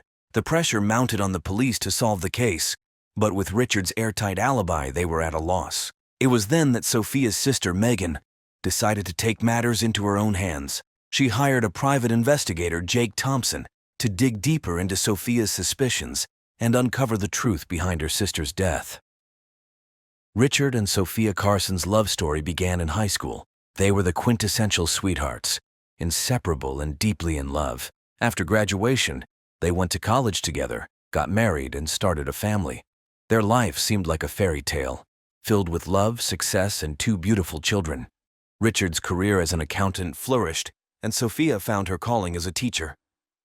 They were well liked in their community, active in local events, and always seen together at neighborhood gatherings. But beneath the surface, Sophia harbored growing suspicions about her husband's fidelity. It started with small things: late nights at the office, unexplained phone calls, and Richard's increasing emotional distance. Sophia confided in her best friend Laura, sharing her fears and doubts. Laura advised her to confront Richard, but Sophia was hesitant. She didn't want to believe that the man she loved could betray her. As months turned into years, Sophia's suspicions deepened. She found herself checking Richard's phone when he wasn't looking, scrutinizing his behavior for any signs of infidelity. Her anxiety grew, casting a shadow over her once happy marriage. She often asked Laura if she was overreacting, but Laura could see the toll it was taking on her friend. One evening, Sophia found a lipstick stain on Richard's collar. It was the final straw. She confronted him, demanding the truth. Richard denied any wrongdoing, insisting that it was a misunderstanding. He claimed he was loyal and devoted, but Sophia couldn't shake the feeling that he was hiding something. Their arguments became more frequent and intense. Sophia felt trapped in a web of doubt and mistrust, while Richard grew increasingly frustrated with her accusations. In her darkest moments, Sophia wondered if she was losing her mind. She contemplated hiring a private investigator, but feared what she might discover. Instead, she continued to confide in Laura, who remained her steadfast support. Laura, concerned for her friend's well-being, suggested they document everything. Sophia began keeping a journal, recording every suspicious incident, every fight, and every moment of doubt. She hoped that if the truth ever came out, she would have the evidence to confront Richard once and for all. Sophia's sister, Megan, was also aware of the tensions in the Carson household. She had always been close to Sophia and noticed the changes in her demeanor. Megan urged Sophia to take action, but Sophia remained paralyzed by fear and uncertainty. As the months passed, Sophia's suspicions became an all-consuming obsession. She couldn't escape the nagging feeling that her husband was leading a double life. It was this unrelenting doubt that ultimately led Megan to hire Jake Thompson, determined to uncover the truth and bring justice for her sister. Detective Sarah McMillan's team worked tirelessly to piece together the events leading up to Sophia Carson's death. They interviewed family, friends, and neighbors, trying to build a profile of Sophia's life and the possible motives for her murder.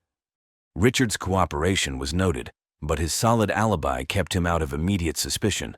Megan, desperate for answers, turned to private investigator Jake Thompson.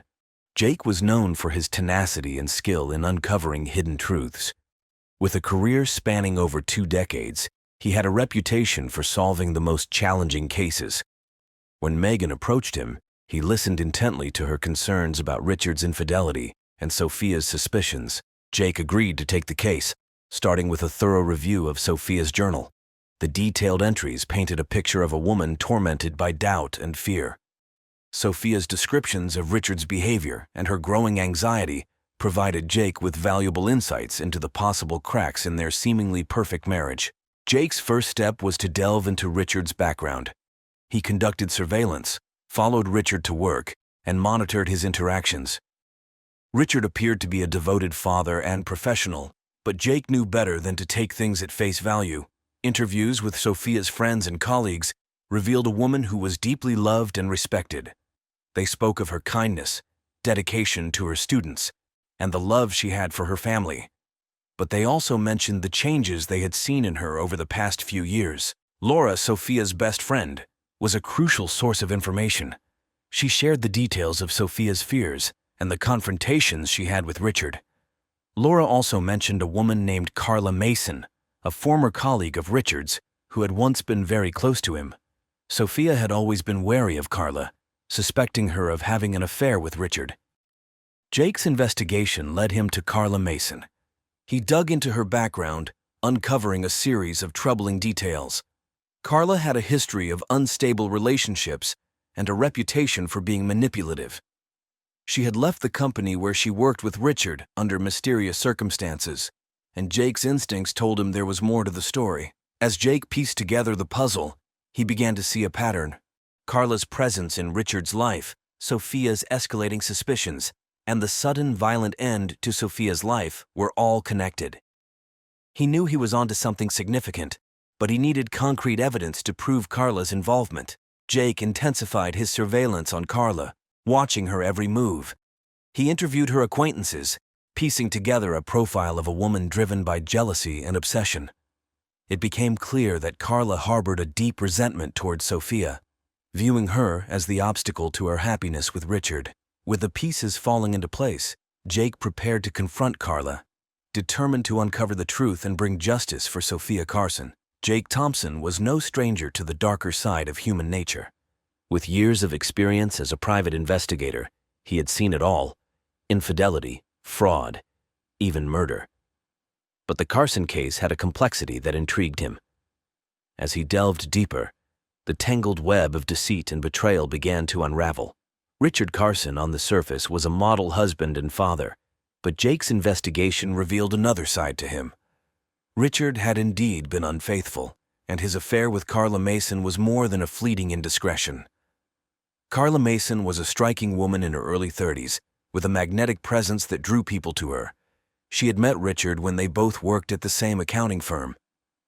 Their affair began innocently enough, with shared lunches and late-night conversations, but it quickly escalated into a passionate and clandestine relationship. Jake's surveillance provided him with the evidence he needed. He captured photos of Richard and Carla meeting in secret, their intimate moments betraying the depth of their connection. But it wasn't just the affair that caught Jake's attention. It was Carla's behavior.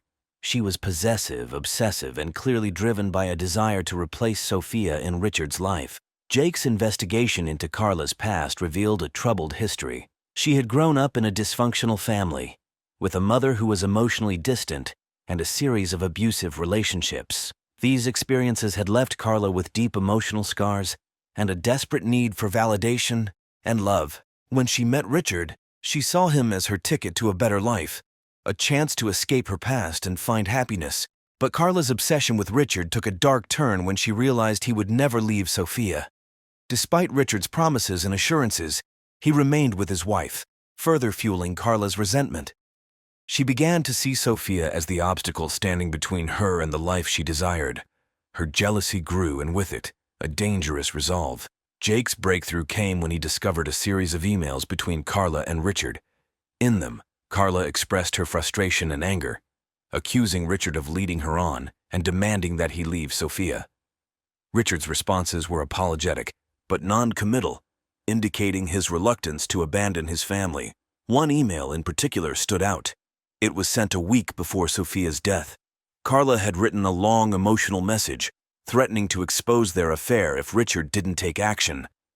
She hinted at a plan to remove Sophia from the picture, a chilling foreshadowing of the tragedy that would soon unfold. Armed with this evidence, Jake intensified his efforts to link Carla directly to the crime. He interviewed her former colleagues and friends, uncovering a pattern of manipulative and unstable behavior.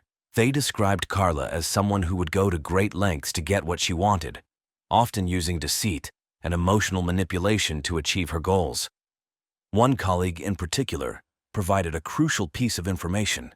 He recalled a conversation with Carla where she had fantasized about a life with Richard, free from the constraints of his marriage. She had spoken with a chilling detachment about the possibility of Sophia disappearing, a comment that now took on a sinister significance. Jake knew he was close. He gathered all the evidence he had collected and prepared to confront Carla.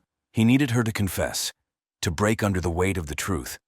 Carla Mason's affair with Richard Carson had started with innocent flirtation and grown into a full-blown obsession. She had fallen hard for Richard, seeing him as her escape from a life of loneliness and pain. But as their relationship deepened, so did her jealousy and desire to replace Sophia Carson. The affair began 3 years prior, at an office holiday party. Richard, charming and attentive, had noticed Carla sitting alone and struck up a conversation. They found common ground in their love for their work and shared frustrations about their personal lives.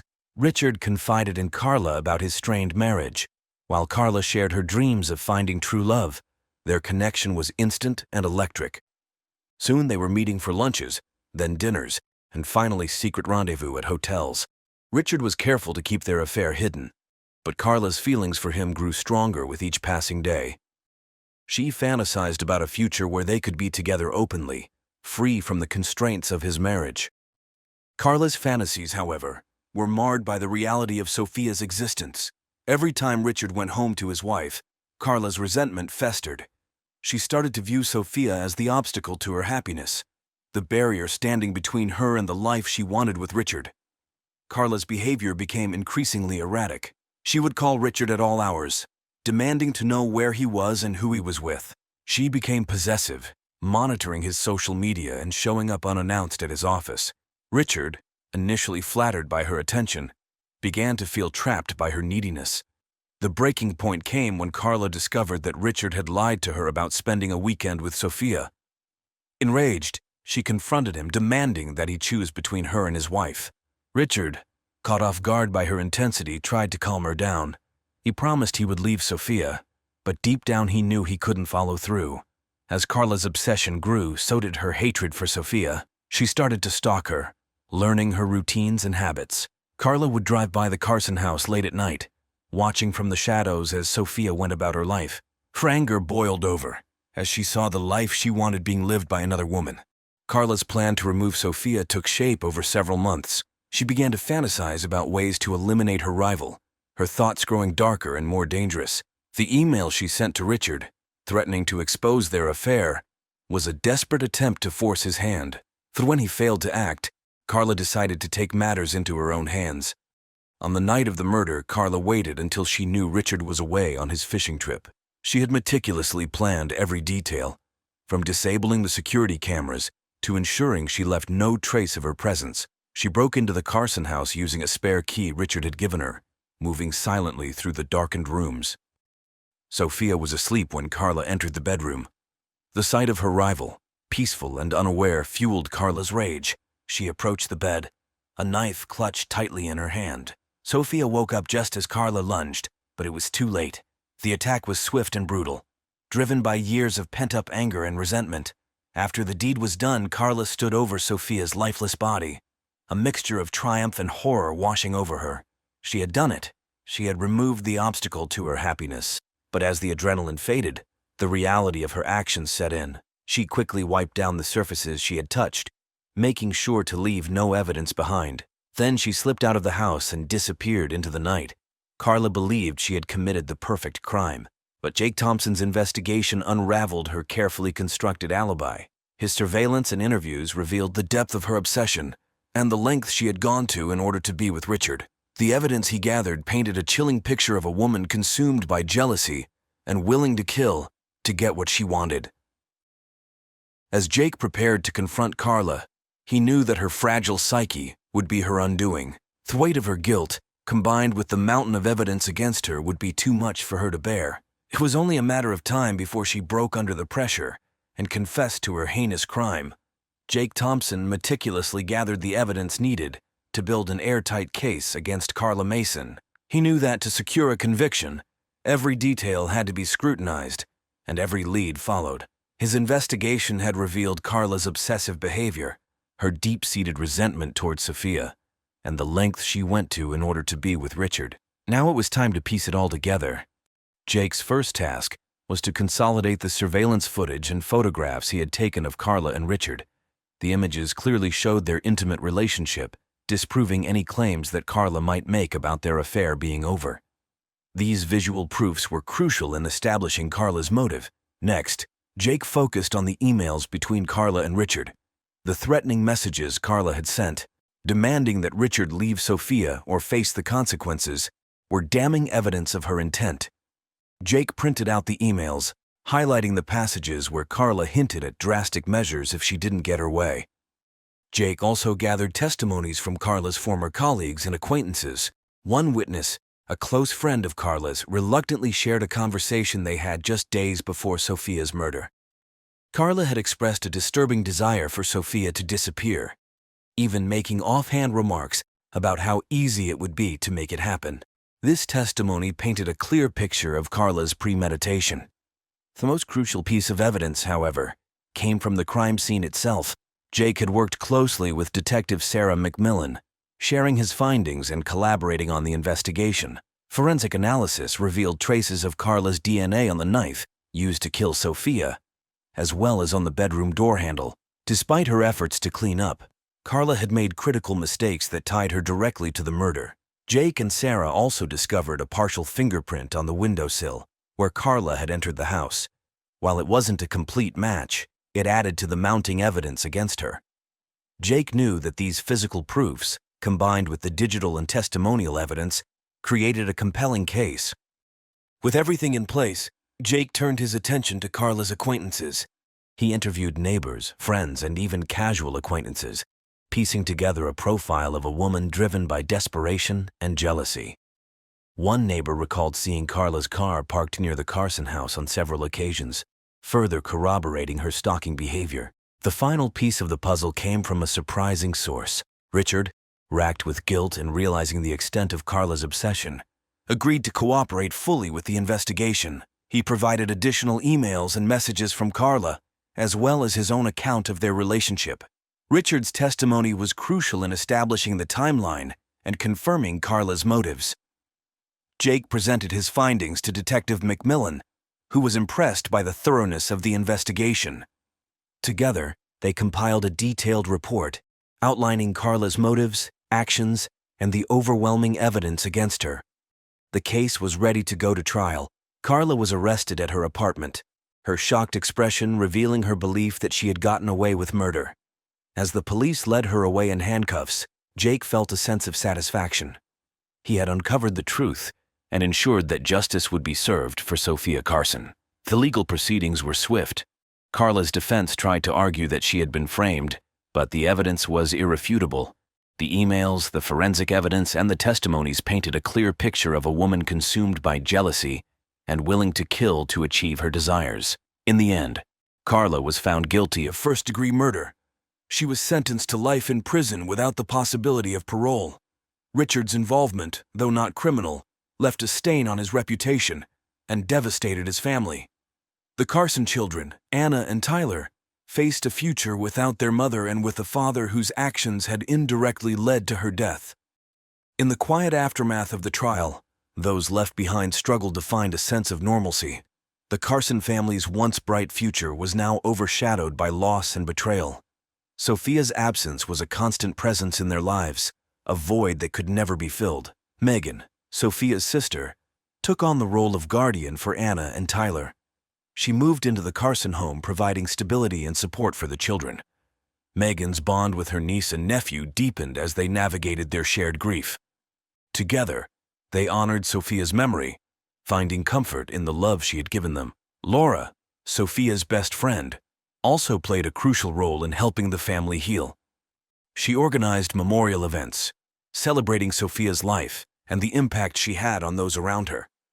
The community rallied together, offering support and love to the Carson children, ensuring they knew they were not alone.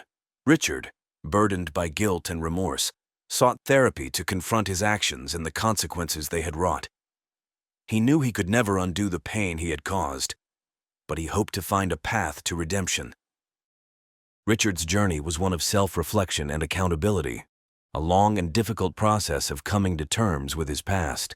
As the years passed, Anna and Tyler grew up, carrying with them the lessons of their mother's life and the strength of their Aunt Megan's love. They pursued their dreams, determined to honor Sophia's memory through their actions and achievements. The scars of their past remained, but they found ways to move forward, holding on to the positive memories of their family. The Carson case, with all its twists and tragedies, became a beacon of resilience for the community. It reminded them of the fragility of life and the strength that could be found in unity and support.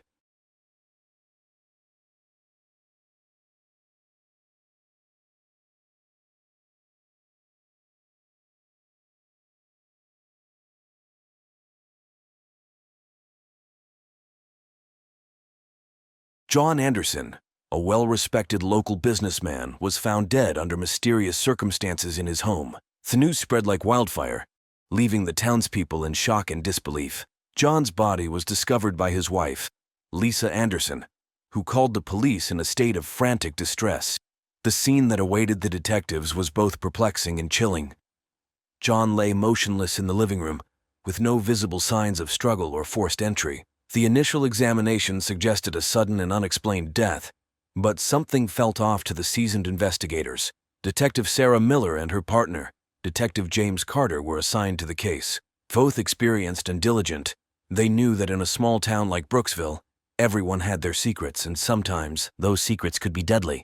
As they began their investigation, the townsfolk watched with bated breath, eager to know what had happened to one of their own. Rumors began to swirl as the community speculated about the cause of John's untimely demise. Some whispered about his business dealings, while others hinted at personal troubles.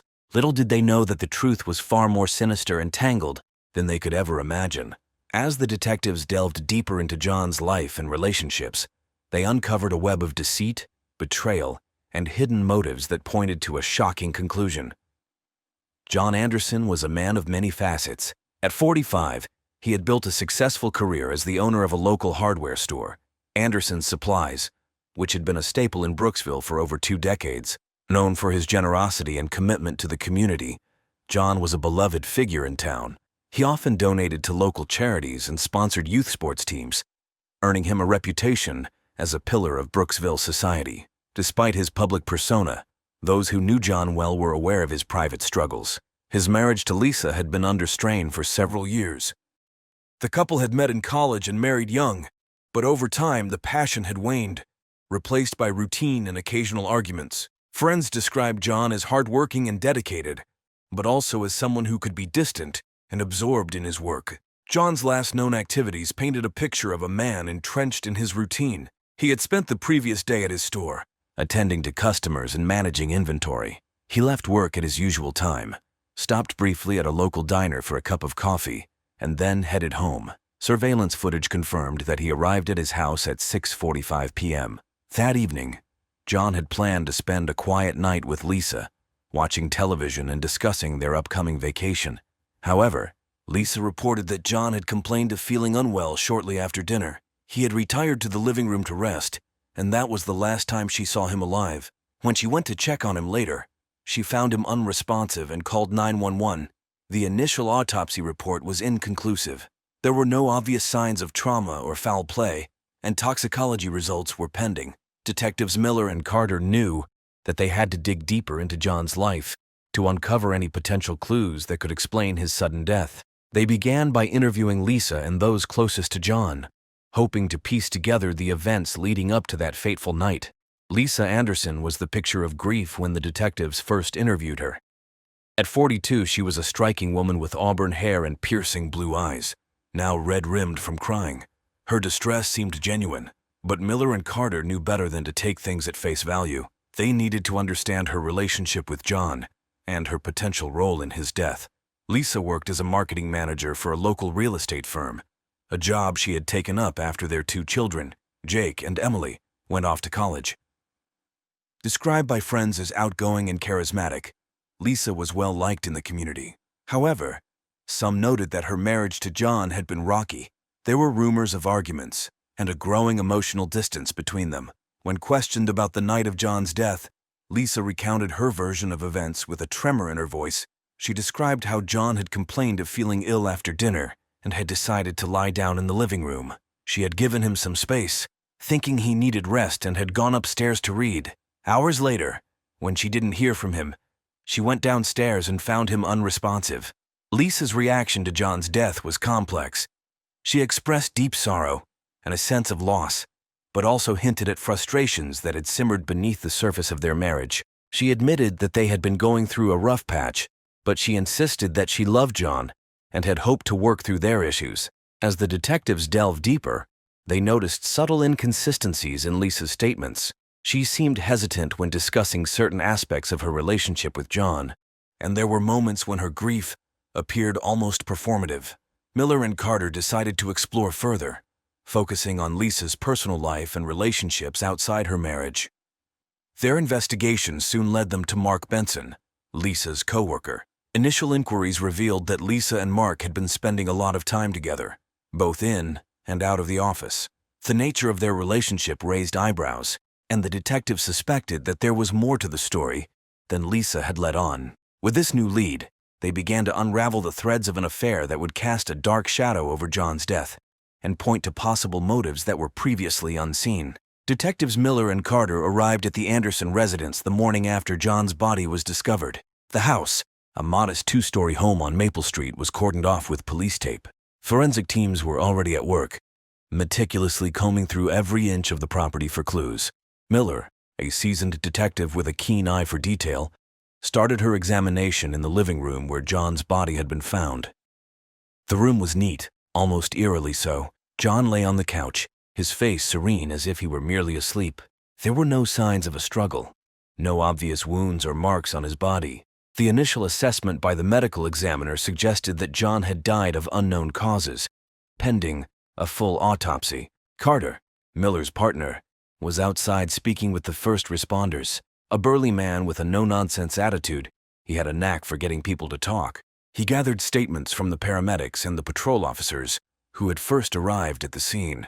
None of them had seen anything out of the ordinary, and there were no immediate signs of forced entry or foul play. Inside, Miller turned her attention to Lisa, who sat at the kitchen table clutching a tissue. Lisa's hands trembled as she recounted the events of the previous night. Her story was consistent with what she had told the 911 operator. John had felt unwell, and she had left him to rest, only to find him unresponsive later. Miller noted the way Lisa's eyes darted around the room, avoiding direct contact. As they wrapped up their initial interviews, Miller and Carter spoke with several neighbors. Most described the Andersons as a quiet couple who kept to themselves. A few mentioned hearing arguments on occasion, but nothing that had raised significant alarm. One neighbor, Mrs. Evans, an elderly widow who lived next door, recalled seeing John the evening before. He had seemed his usual self, waving as he walked to his front door. Back at the station, the detectives reviewed their notes. They compiled a list of potential witnesses and persons of interest, starting with Lisa and expanding to friends, family, and co-workers. The preliminary evidence didn't point clearly in any direction, but Miller and Carter were determined to leave no stone unturned. Forensic analysis began to yield some results. The autopsy confirmed that John had not suffered from any external injuries. Toxicology tests, however, revealed trace amounts of a foreign substance in his system. This finding raised new questions about whether John's death was natural or if he had been deliberately poisoned.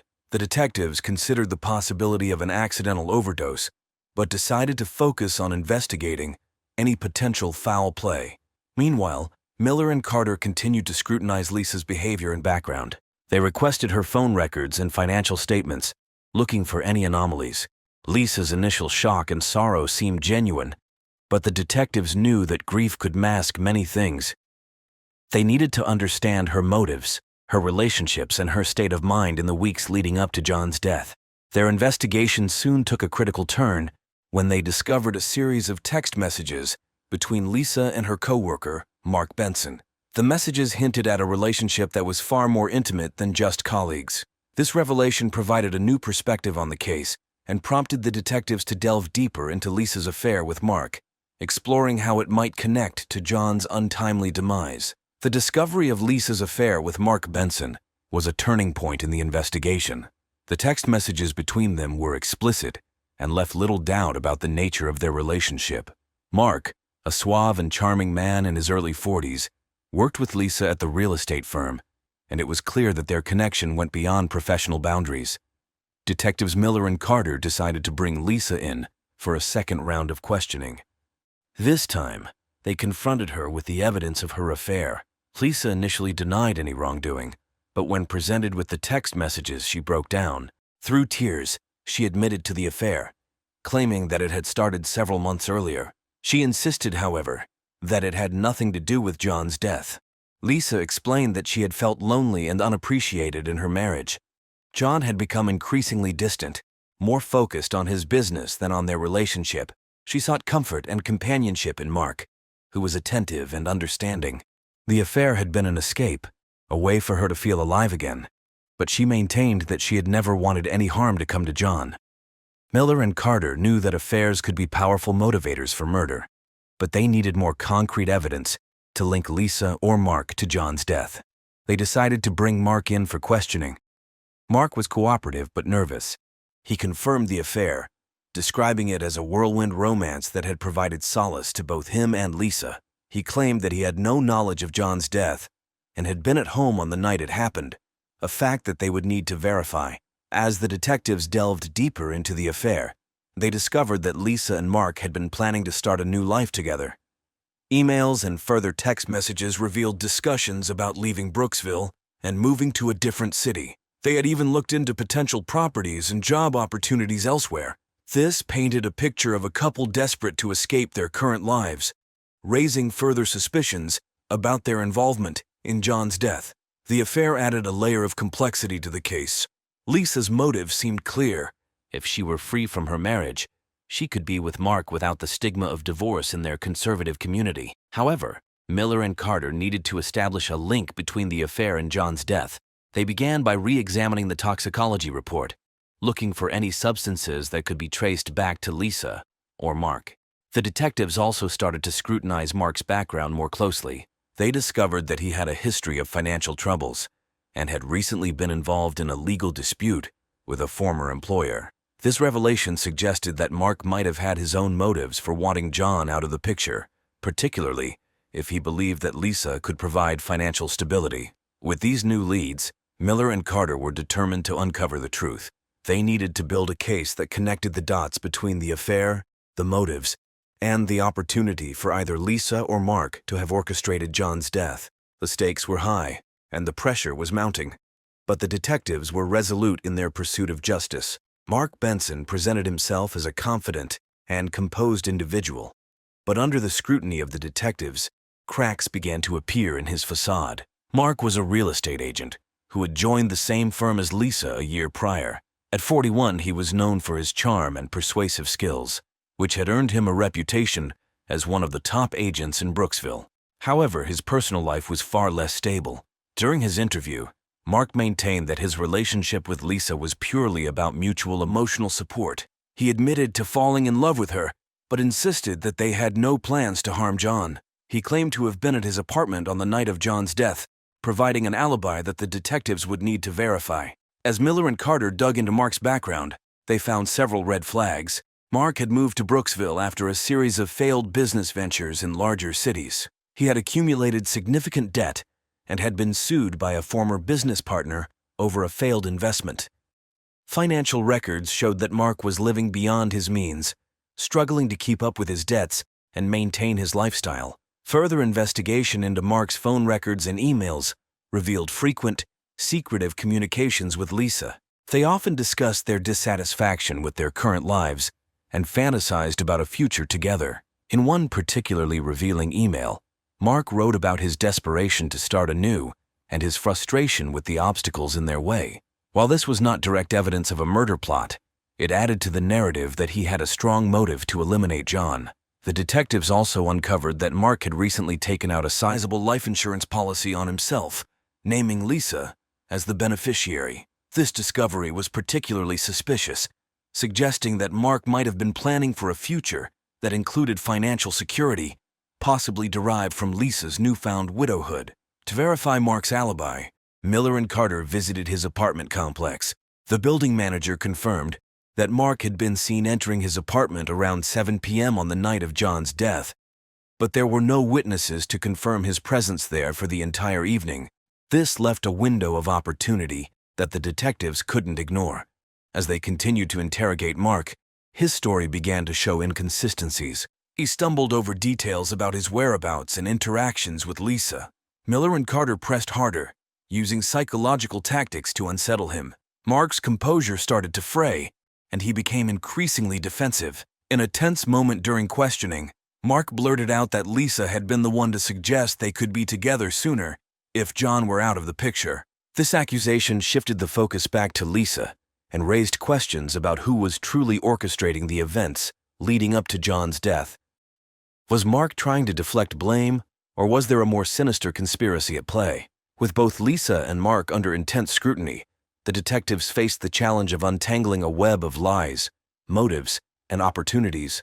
They needed more concrete evidence to determine whether one or both of them were responsible for John's death.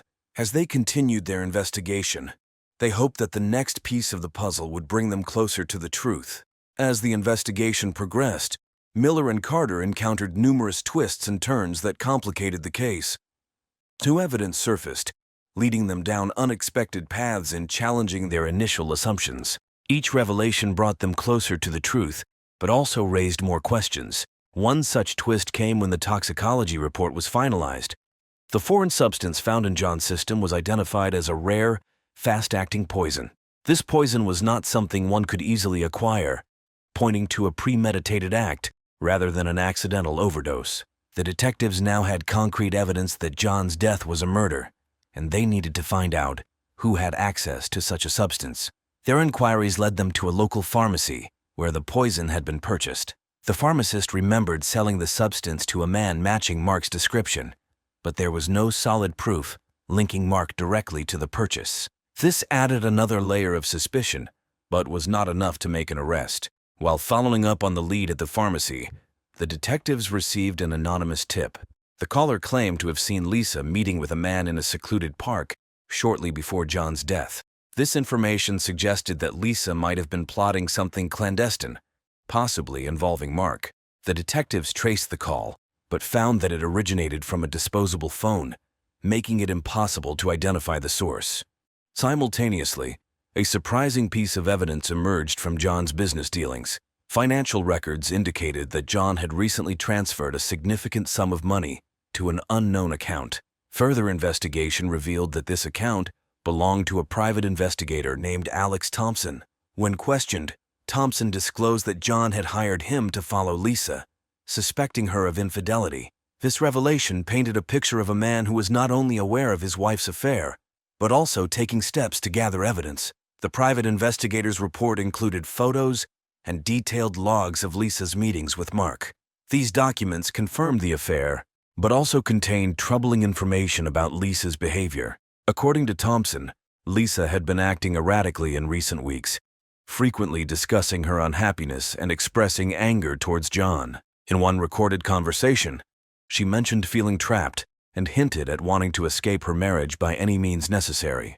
This new evidence prompted Miller and Carter to reevaluate their approach. They decided to conduct a thorough search of the Anderson home, hoping to find something that might link Lisa or Mark directly to the murder. During the search, they discovered a hidden compartment in Lisa's closet, containing vials of the same rare poison found in John's system. This discovery was damning and suggested Lisa's direct involvement in the crime. Confronted with this evidence, Lisa's demeanor shifted. She became defensive and hostile, accusing the detectives of trying to frame her.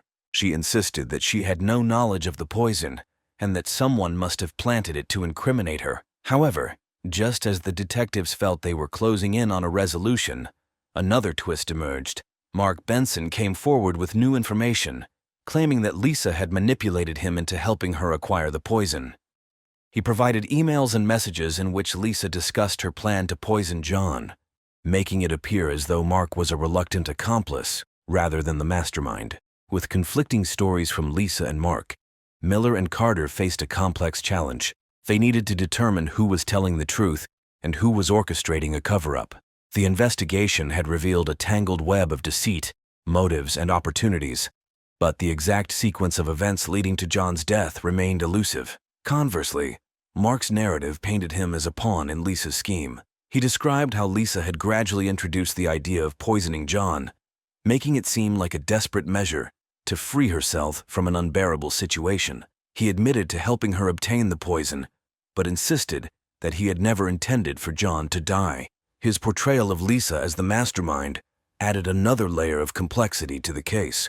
To uncover the truth, the detectives decided to conduct a final round of intense interrogations.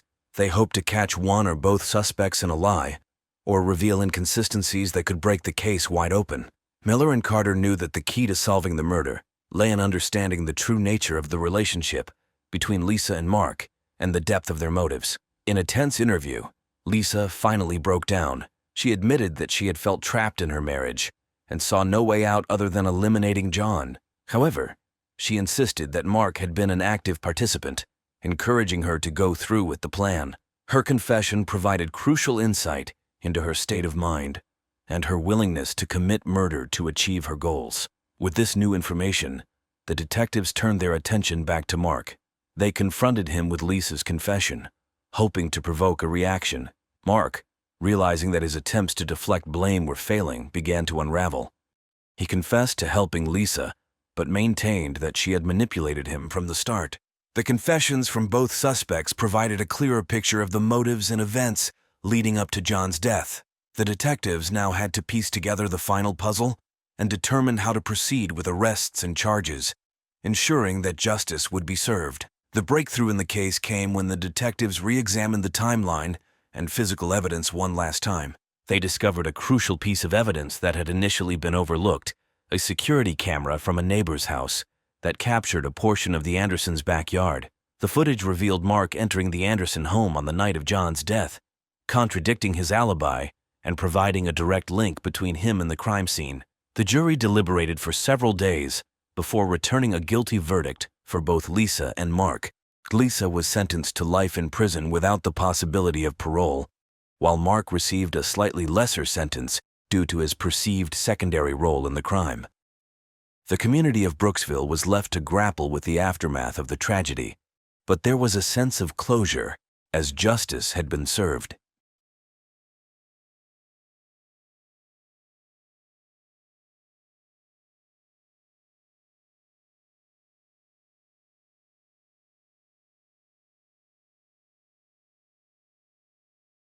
John Harrison, a respected local businessman, was found murdered in his own home.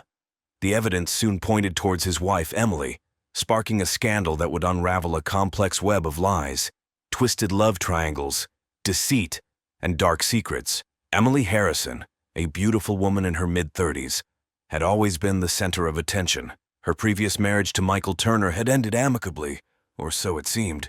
John, her current husband, had a strained relationship with his younger brother, David. This strained dynamic hid deeper, more sinister connections that would come to light as the investigation unfolded. The murder of John Harrison was not a straightforward case. It was the catalyst that exposed a convoluted love triangle, revealing that everyone involved had motives buried beneath layers of pretense and propriety. Detective Sarah Miller and her partner, Detective Tom Reynolds, would soon find themselves entangled in a case that defied simple explanations. The night of the murder, Emily's scream pierced the quiet neighborhood. The first responders arrived at the Harrison residence to find Emily in a state of hysteria, her clothes stained with blood. John's body lay sprawled on the living room floor, a deep gash across his throat. Blood pooled around him, soaking into the carpet. The scene was chaotic, with furniture overturned and signs of a struggle evident. Officer Daniels, the first on the scene, quickly secured the area. He observed Emily, who was sobbing uncontrollably, clutching a framed photo of her and John. Her hands trembled as she tried to explain what had happened. "I found him like this. I came home and he was just lying there. I didn't know what to do." Her voice was shaky, her eyes wide with terror, but there was something in her demeanor that didn't quite add up. She was too composed, too rehearsed. Detective Miller arrived shortly after, her keen eyes taking in every detail. She noted the absence of forced entry, and the fact that John seemed to have been caught off guard. It suggested that he knew his attacker. Miller's gut instinct told her that this was more than just a burglary gone wrong. As the forensic team began their work, Miller pulled Emily aside for a more detailed statement. Emily recounted her day, carefully avoiding eye contact. She claimed to have been out shopping and returned to find John dead. But there were inconsistencies in her story, small details that didn't align. Detective Reynolds joined Miller, his expression grim. He had spoken with the neighbors, who reported hearing raised voices earlier in the evening. None could identify the second voice, but it was clear that John had not been alone before his death. Miller looked at Reynolds. "This isn't a simple case, Tom. There's more to this than meets the eye." Reynolds nodded in agreement. "Let's dig deeper. Something tells me we're only scratching the surface." The investigation into John Harrison's murder kicked off in earnest the following day. Detectives Miller and Reynolds began their meticulous process of gathering evidence and conducting interviews. The first step was to build a timeline of John's final hours. They discovered that John had left his office around 5 p.m., a bit earlier than usual. His assistant mentioned that he seemed preoccupied, almost distracted. Emily's account placed her at the local mall during this time, but there were no security camera records to confirm her presence. Detective Miller focused on Emily's behavior. She seemed cooperative, yet there was an underlying current of tension. During questioning, Emily maintained her story but frequently glanced at her phone as if expecting a message or call. Miller made a mental note to check her phone records. Meanwhile, Reynolds delved into John's professional life. As a successful real estate developer, John had made a few enemies. Business rivals and disgruntled former employees formed a list of potential suspects. However, none seemed to have a motive strong enough for murder. As they dug deeper, the detectives learned more about Emily's past. Her previous marriage to Michael Turner had ended 5 years ago. The divorce was amicable on paper, but whispers of infidelity and financial disputes lingered. Michael had moved out of town but returned occasionally, supposedly to visit his daughter from another relationship. Detective Miller decided to pay Michael a visit. He lived in a modest apartment on the outskirts of Willow Creek. Michael was a tall, brooding man with a rugged charm. He appeared genuinely shocked when Miller informed him of John's murder. "Emily called me last night," he said, his voice tinged with concern. "She was hysterical, said John was dead. I told her to call the police and then I rushed over.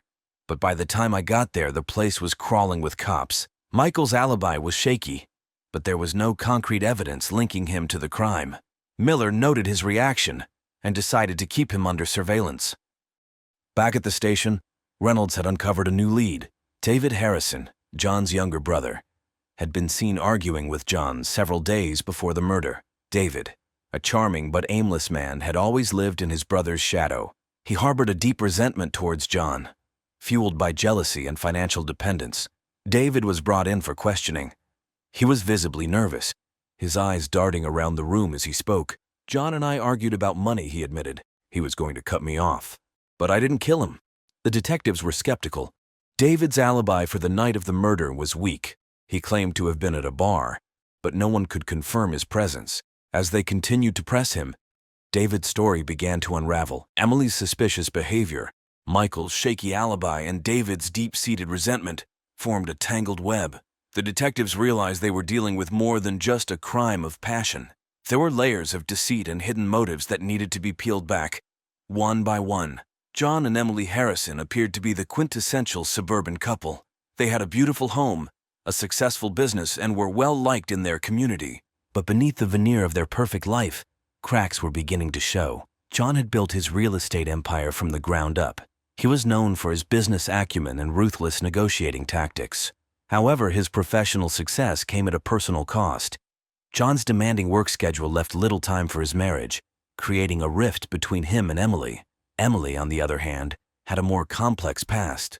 Raised in a wealthy family, she was accustomed to a life of privilege.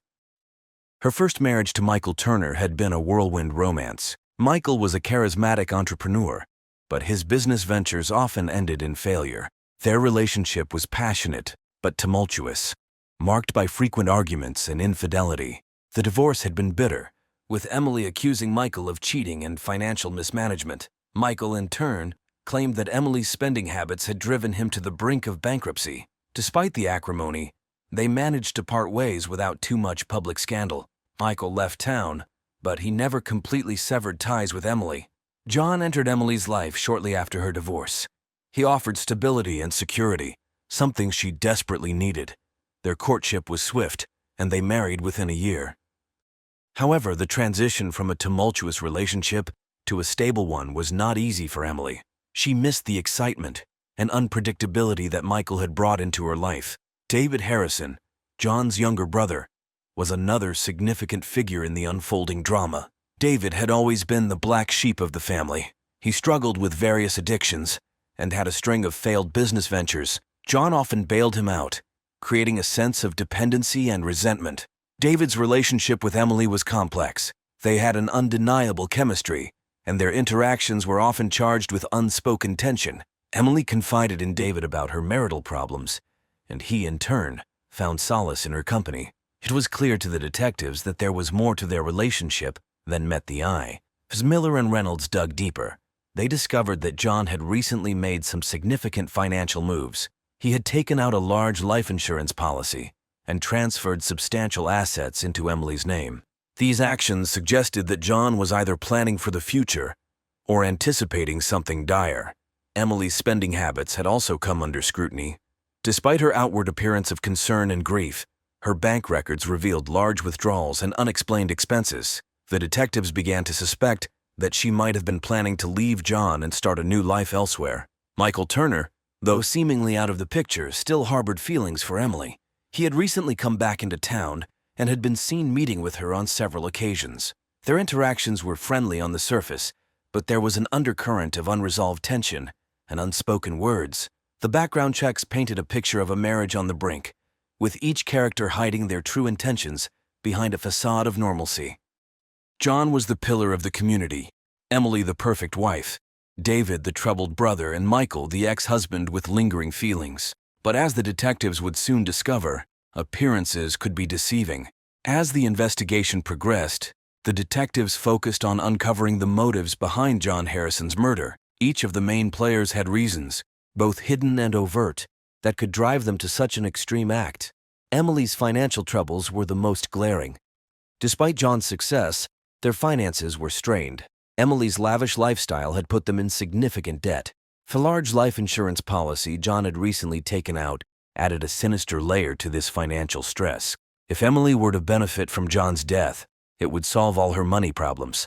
Emily's affair with David complicated matters further. Their relationship was more than just a fleeting romance. It was a deeply emotional bond, forged out of mutual dissatisfaction and dependency. Michael Turner also had a motive.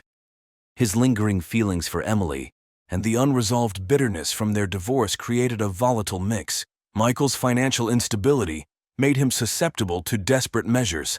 His frequent visits to Emily hinted at a rekindled relationship, which could have easily turned into a conspiracy against John. David's resentment towards his brother was well documented. He had lived in John's shadow for most of his life, relying on him for financial support.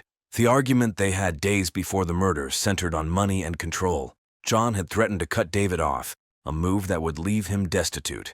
David's dependence on John created a deep-seated hatred that could have driven him to murder. The detectives also considered the possibility of a joint effort between Emily and David. Their affair, coupled with their financial motives, made them prime suspects. If they conspired together, they could both benefit immensely from John's death. Emily would gain financial freedom, and David would rid himself of his brother's dominance. One evening, Detective Miller received a call from a local bartender who claimed to have seen Emily and David together on the night of the murder. According to the bartender, they appeared to be in an intense conversation, their body language suggesting more than just a casual encounter. This new information put both Emily and David at the scene of the crime around the estimated time of death. Miller and Reynolds brought Emily in for further questioning. Confronted with the bartender's testimony, Emily's composure began to crack. She admitted to meeting David, but insisted they were discussing her troubled marriage and had nothing to do with John's death. David, on the other hand, was less forthcoming. When questioned about his whereabouts, he became defensive and evasive. His alibi, which had already been weak, now seemed even more questionable. The detectives pressed him on his relationship with Emily and the nature of their conversation that night, But David stuck to his story of innocence. Michael Turner also remained a person of interest. His frequent visits to Emily, coupled with his financial troubles, made him a viable suspect. In the midst of these revelations, the detectives encountered several red herrings. One such distraction came in the form of an anonymous tip, suggesting that John was involved in illegal activities. The tip claimed that John had been laundering money through his real estate business. While this lead initially seemed promising, further investigation revealed it to be unfounded. It appeared to be a deliberate attempt to divert the detectives' attention from the true motives behind the murder. Another false lead came from a disgruntled former employee of John's. The employee had a history of making threats against John and had been fired under contentious circumstances. However, after a thorough investigation, it became clear that he had no involvement in the murder. His threats were merely empty words born out of frustration and resentment. The turning point came when Detective Reynolds discovered a series of text messages between Emily and Michael. The messages revealed a rekindling of their romantic relationship and discussed plans to meet secretly. One message in particular stood out. Sent on the day of the murder, it read, "We need to act tonight. John can't find out." Armed with this new evidence, Miller and Reynolds confronted Emily and Michael separately. Emily broke down under the pressure, partially confessing to the affair but denying any involvement in the murder. Michael, however, maintained his innocence, insisting that the messages were taken out of context. The breakthrough in the case came when Detective Miller decided to take a closer look at the phone records and financial transactions. She believed that these would provide the concrete evidence needed to tie the suspects to the crime. The phone records revealed a flurry of calls and messages between Emily, David, and Michael in the days leading up to the murder. The communication pattern suggested a coordinated effort, with Emily at the center. On the night of the murder, there were several calls between Emily and David, as well as a brief call to Michael.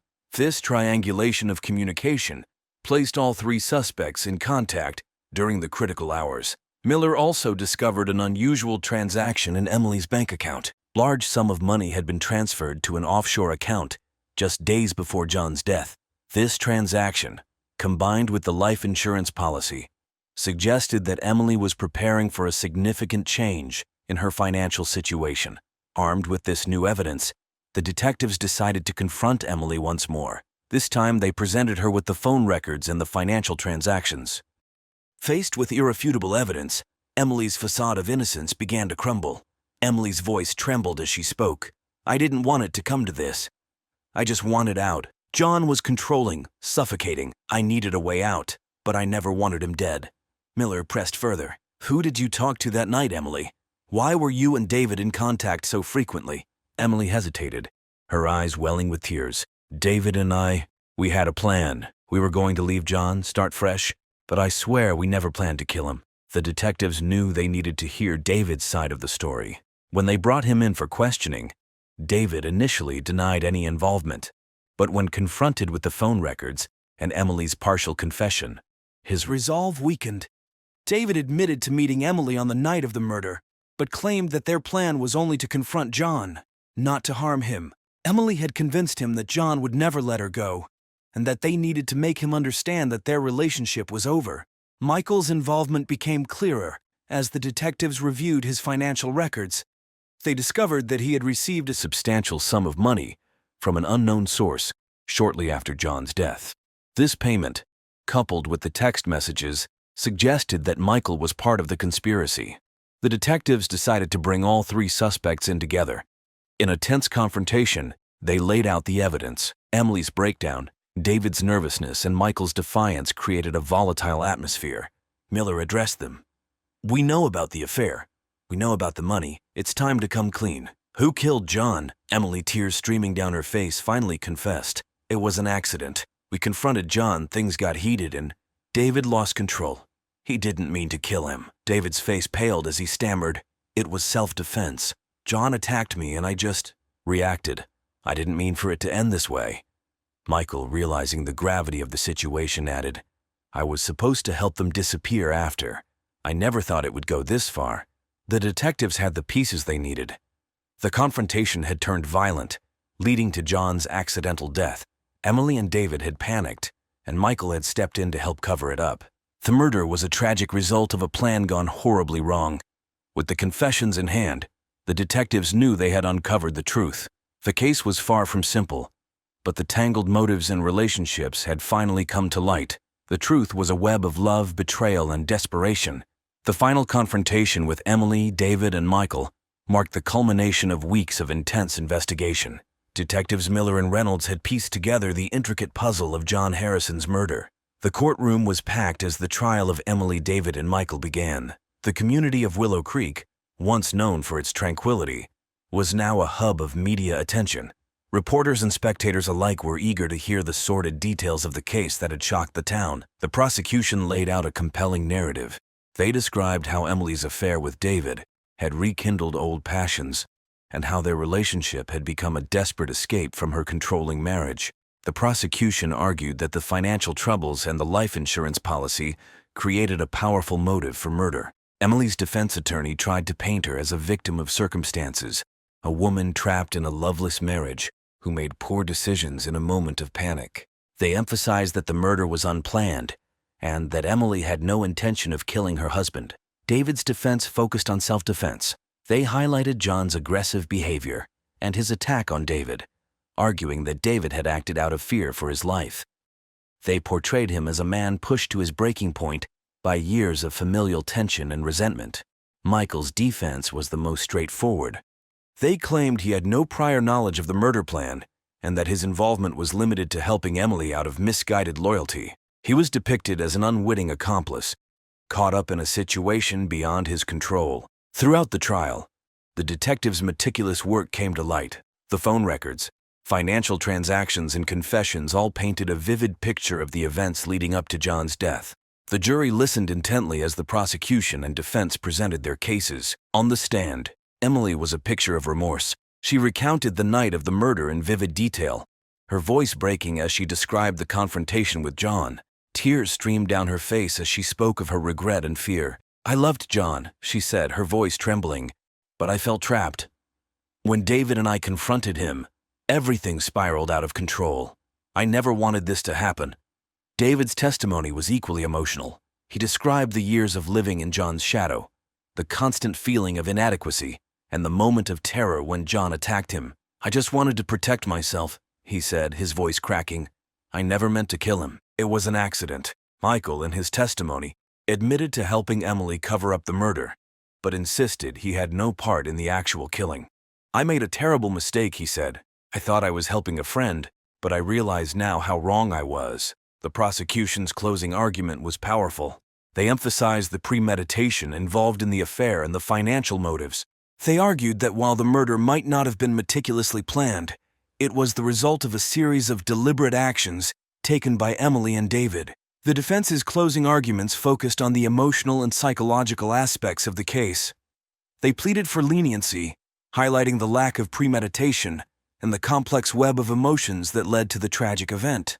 After several days of deliberation, the jury reached a verdict. Emily and David were found guilty of second-degree murder, acknowledging the crime's emotional context, but also the gravity of their actions. Michael was found guilty of being an accessory after the fact, his role in the cover-up undeniable, but his involvement in the murder itself less clear. As the verdicts were read, the courtroom was silent. Emily Harrison was sentenced to 20 years in prison.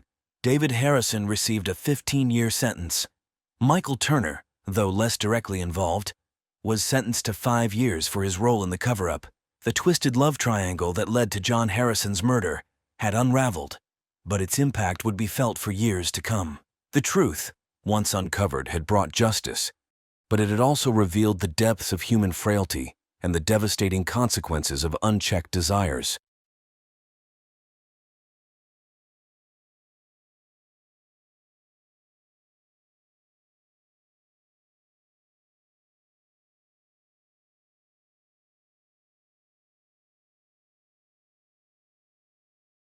The quiet town of Greenfield was shaken to its core when the body of Jack Thompson was discovered in his modest home on the outskirts of town. Jack, a well-liked middle-aged man known for his generosity and calm demeanor, had recently gone through a tumultuous divorce from his wife, Layla. The divorce, finalized just months prior, had left Jack visibly strained, but no one could have anticipated the tragic end he would meet. Layla Thompson, once the high school sweetheart and longtime partner of Jack, had quickly moved on after their split. She found solace in Derek Stone, a charismatic yet troubled man with a shadowy past.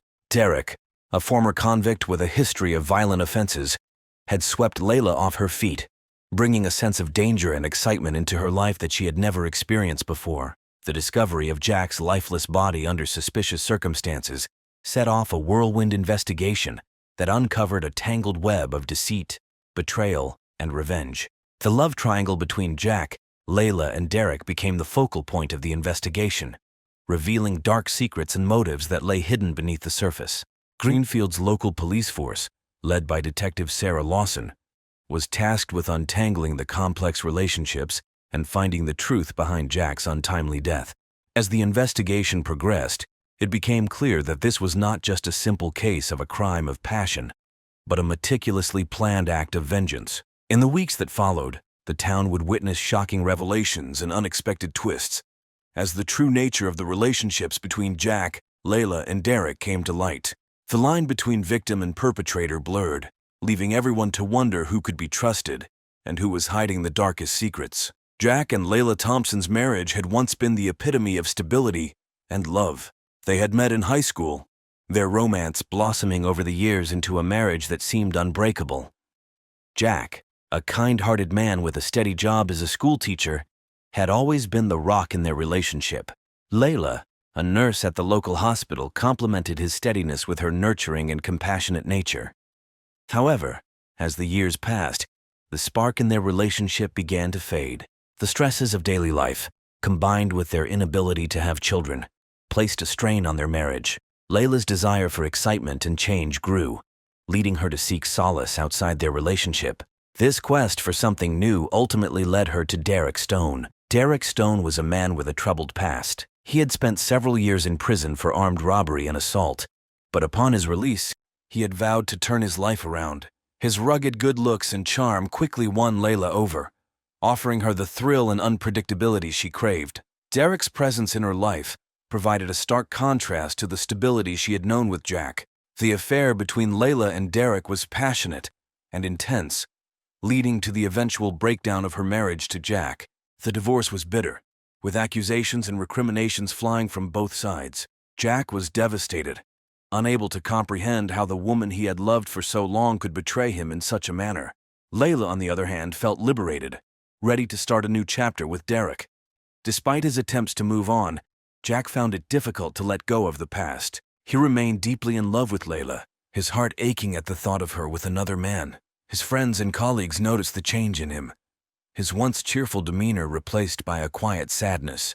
Jack's attempts to rekindle his relationship with Layla were met with hostility, further deepening his despair. Derek, meanwhile, harbored his own grudges. He resented Jack for the hold he still seemed to have over Layla, and his violent tendencies began to resurface.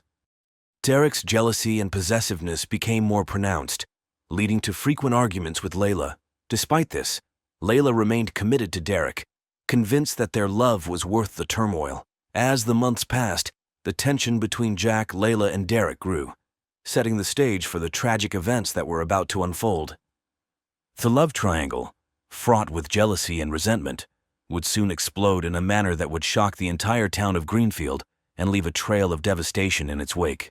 The crisp autumn morning was shattered by the piercing scream of Mrs. Henderson, Jack's elderly neighbor, as she discovered his lifeless body sprawled across the living room floor. She had come over to check on Jack after noticing that his mail had piled up over the past few days. Her concern quickly turned to horror as she stumbled upon the gruesome scene. The local police were called immediately, and within minutes Detective Sarah Lawson and her team arrived at the scene. The sight that greeted them was both disturbing and puzzling. Jack's body lay in a pool of blood, his face contorted in a grimace of pain. There were signs of a violent struggle, with furniture overturned and broken glass scattered across the floor. As the forensic team began their meticulous work, Detective Lawson interviewed Mrs. Henderson. The elderly woman, still visibly shaken, recounted her discovery and her interactions with Jack in the days leading up to his death. She mentioned hearing raised voices coming from Jack's house a few nights before, but she had assumed it was just another argument between him and Layla. Layla and Derek were quickly brought in for questioning. Layla appeared distraught, her eyes red from crying. Derek, on the other hand, was stoic, his expression unreadable. Detective Lawson noted the stark contrast between the two, her instincts telling her that there was more to their story than met the eye. Layla recounted her last interaction with Jack. She claimed that she had not seen him for several days, and that their last conversation had been about finalizing the sale of their former home. Derek corroborated Layla's account, stating that they had spent the night of Jack's death at his apartment, miles away from the crime scene. Despite their alibis, Detective Lawson couldn't shake the feeling that something was off. She ordered a thorough search of Derek's apartment and began to dig deeper into his past. The initial results of the forensic analysis pointed towards a struggle, with Jack having put up a significant fight against his attacker. There were signs of blunt force trauma to his head, suggesting that he had been struck multiple times with a heavy object. The discovery of a bloodied baseball bat in Jack's garage further complicated the investigation. The bat had Jack's fingerprints on it, but there were also smudges that suggested someone else had handled it. Detective Lawson sent the bat to the lab for further analysis, hoping it would provide a crucial lead. The townspeople of Greenfield were abuzz with speculation. Theories ranged from a robbery gone wrong to a crime of passion. Jack's friends and colleagues were interviewed, painting a picture of a man who was deeply troubled but not without enemies. Layla and Derek's tumultuous relationship became a focal point of the investigation, with many suspecting that their involvement went beyond just an affair. Detective Lawson knew that unraveling the truth behind Jack's death would require piecing together the fragmented lives of the people involved. The love triangle between Jack, Layla, and Derek was fraught with complexities, and she was determined to uncover every hidden detail, no matter how dark or disturbing. The investigation into Jack Thompson's murder began in earnest, with Detective Sarah Lawson leading the charge. Her first step was to establish a timeline of events leading up to Jack's death. She and her team interviewed neighbors, friends, and family, piecing together the last known movements of Jack, Layla, and Derek. The neighbors provided a wealth of information. Several had heard loud arguments coming from Jack's house in the days before his death. One neighbor, Mr. Parker, reported seeing a shadowy figure lurking around Jack's property late at night, although he couldn't provide a clear description. Another neighbor, Mrs. Green, mentioned seeing Layla leave Jack's house in a hurry the day before his body was found. Detective Lawson interviewed Layla's colleagues at the hospital, who described her as a dedicated nurse, but noted that she had become increasingly distracted and agitated in recent months. One colleague, Susan, recalled Layla confiding in her about the stress of her divorce and her volatile relationship with Derek. Susan mentioned that Layla had expressed fear for her safety on several occasions, hinting at Derek's violent tendencies. The investigation also delved into Derek's background. Detective Lawson discovered that Derek had a history of violence and had been in and out of prison for various offenses, including assault and armed robbery. She interviewed some of Derek's former associates, who painted a picture of a man prone to explosive outbursts and a deep-seated need for control. One former associate, Mike, mentioned that Derek had often talked about exacting revenge on anyone who wronged him. Despite Derek's troubling past, his alibi for the night of Jack's murder seemed solid. However, Detective Lawson couldn't ignore the mounting evidence that suggested he had a motive for wanting Jack out of the picture. The discovery of Jack's blood on Derek's shoes, found during the search of his apartment, further fueled her suspicions. Layla's inconsistent statements also raised red flags. During her initial interview, she had claimed not to have seen Jack for days. However, Mrs. Green's account contradicted this, placing Layla at Jack's house the day before his death. When confronted with this discrepancy, Layla became defensive, insisting that she had only gone to collect some personal belongings and had left after a brief argument. As the investigation progressed, Detective Lawson uncovered a series of text messages between Layla and Derek that suggested they had discussed plans to confront Jack about his continued interference in their relationship. The messages hinted at a growing frustration with Jack and a desire to put an end to the constant conflict. Despite the mounting evidence, the case was far from straightforward. Detective Lawson knew that she needed more concrete proof to build a solid case against Derek and Layla. She ordered a thorough analysis of the crime scene, hoping to find forensic evidence that would link them directly to Jack's murder. The community of Greenfield watched anxiously as the investigation unfolded. The once quiet town was now the center of a media frenzy, with reporters flocking to cover the sensational story. The pressure on Detective Lawson and her team was immense, but she remained steadfast in her determination to uncover the truth and bring justice to Jack Thompson. As the investigation into Jack Thompson's murder deepened, suspicions surrounding Layla and Derek grew more pronounced. Detective Lawson and her team scrutinized every detail, piecing together the puzzle that seemed to implicate both Layla and Derek in Jack's death. Layla's behavior became increasingly erratic. Her initial grief gave way to a defensive and hostile attitude during subsequent interviews. When questioned about her presence at Jack's house, she provided conflicting accounts, further muddying the waters. Her colleagues at the hospital noted her frequent absences and whispered conversations on her phone, fueling speculation about her involvement in something sinister. Detective Lawson also focused on Derek's suspicious behavior. Despite his alibi, there were inconsistencies that couldn't be ignored. Derek had claimed to be at his apartment on the night of the murder, but surveillance footage from a nearby gas station showed his car on the road during the time frame in question. The footage, though grainy, provided enough evidence to warrant further investigation. The discovery of Jack's blood on Derek's shoes was a significant breakthrough. Forensic analysis confirmed that the blood matched Jack's, placing Derek at the crime scene.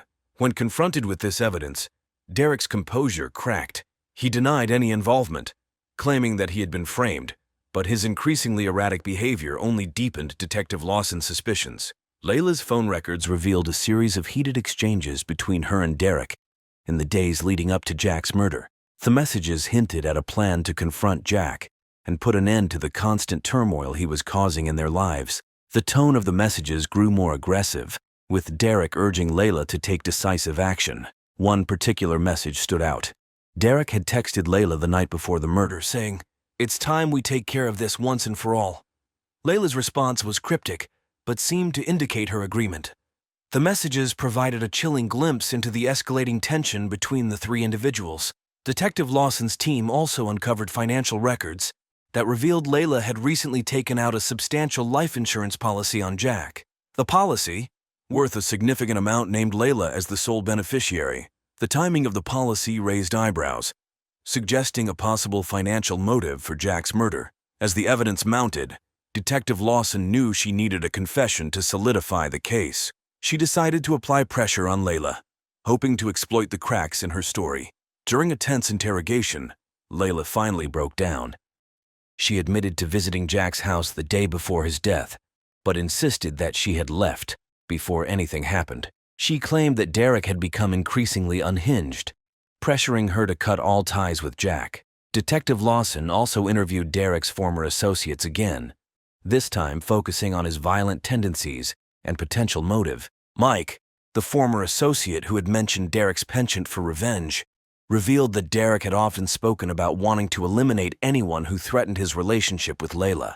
Despite the mounting evidence against Derek, the investigation faced a critical juncture. Detective Lawson needed concrete proof to link Derek directly to the crime. She ordered a comprehensive search of Derek's apartment, hoping to uncover the final piece of the puzzle that would bring justice to Jack Thompson. As the investigation into Jack Thompson's murder continued, Detective Sarah Lawson delved deeper into Derek Stone's past. The more she uncovered, the more it became clear that Derek was a man with a history of violence and a potential for revenge. Derek's criminal record revealed a series of offenses dating back to his teenage years. He had been involved in gang activities, petty thefts, and assaults. His most serious conviction, however, was for armed robbery, which had landed him in prison for several years. During his incarceration, Derek had been involved in multiple altercations with other inmates, further highlighting his violent tendencies. Detective Lawson interviewed some of Derek's former associates, hoping to gain insight into his behavior and motives. Mike, the associate who had previously hinted at Derek's vengeful nature, provided a chilling account of Derek's time in prison. According to Mike, Derek had developed a reputation for being ruthless and unforgiving, often targeting those who crossed him or posed a threat. One former associate, Steve, recounted a particularly disturbing incident. Derek had been involved in a violent altercation with another inmate who had insulted him. The fight had left the inmate severely injured, and Derek had shown no remorse. Steve described Derek as a man who thrived on control and power, traits that had only intensified during his time behind bars. Detective Lawson also discovered that Derek had a history of unstable relationships. His ex-girlfriend, Lisa, came forward with her own harrowing account of their time together. Lisa described Derek as charming and attentive at first, but his demeanor quickly changed.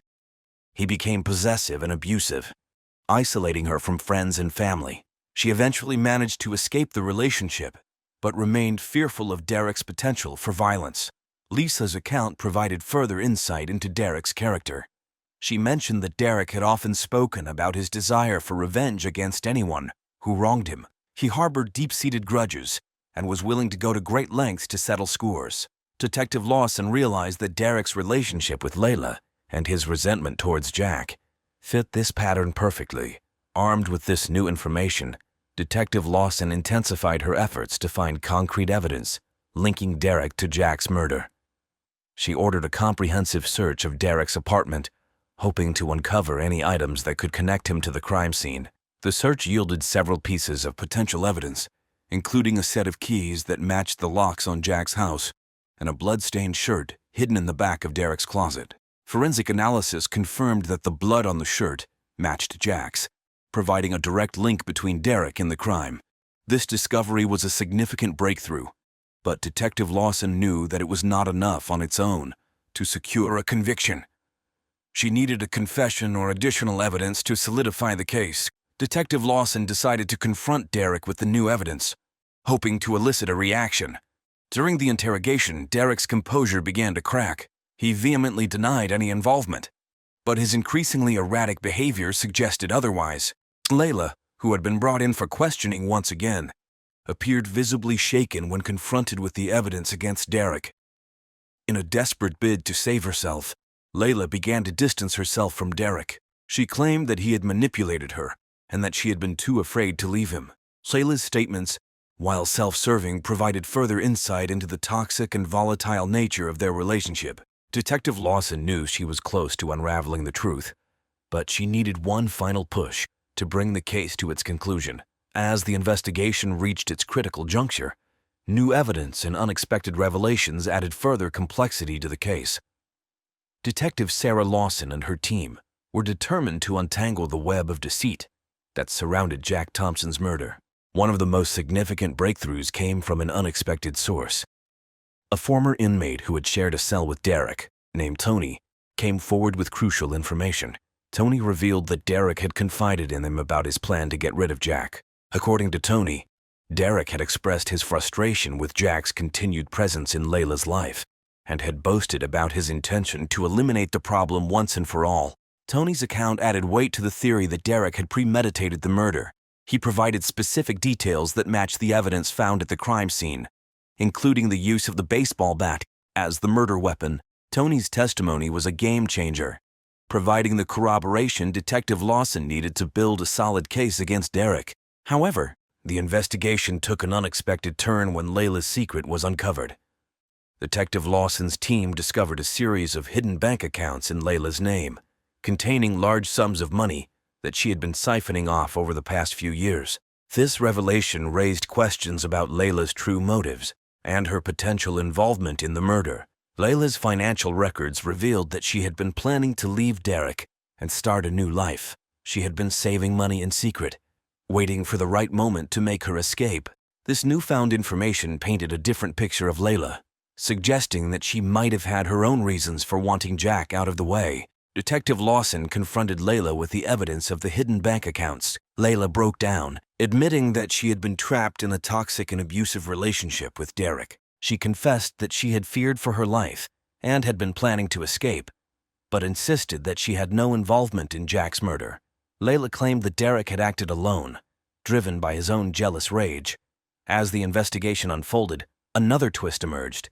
A third party, previously unknown to the investigators, was discovered to have had contact with both Layla and Derek. This individual, named Ryan, was a former colleague of Derek's from his criminal days. Ryan had recently been released from prison and had reconnected with Derek. Detective Lawson brought Ryan in for questioning, hoping to uncover his role in the case. Ryan admitted to meeting with Derek and Layla on several occasions, but denied any involvement in the murder. However, his statements were inconsistent, and his nervous demeanor suggested that he was hiding something. The investigation took a dramatic turn when Ryan's fingerprints were found on the baseball bat used to kill Jack. Under intense interrogation, Ryan finally cracked. He confessed that Derek had enlisted his help in carrying out the murder, promising him a share of the life insurance money that Layla had taken out on Jack. Ryan revealed that Derek had planned every detail, from the initial confrontation to the disposal of evidence. Ryan's confession provided the missing piece of the puzzle, implicating both Derek and himself in the murder. Layla's role remained murky, but the evidence suggested that she had been a pawn in Derek's twisted game. Detective Lawson knew that the case was far from straightforward, but she was determined to bring those responsible to justice.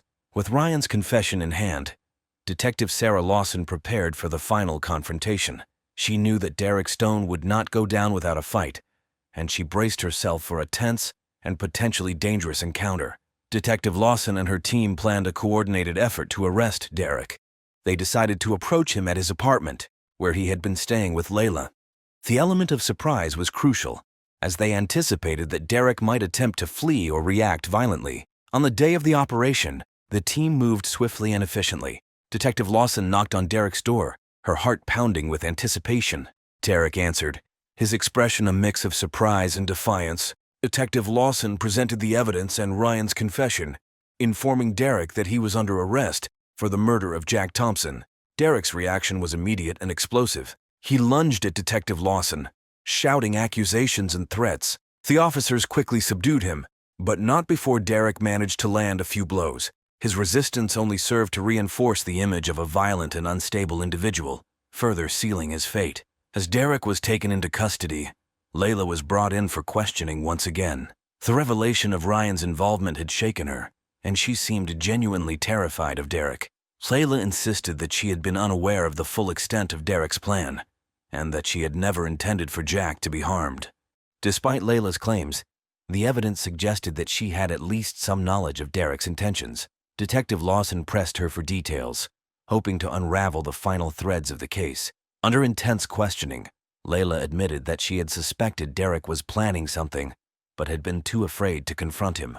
The climax of the investigation came when Derek, now facing the reality of his situation, decided to cut a deal. In exchange for a reduced sentence, he agreed to provide a full confession and implicate Layla in the planning of the murder. Derek's confession was chilling, detailing the calculated and cold-blooded manner in which he had orchestrated Jack's death.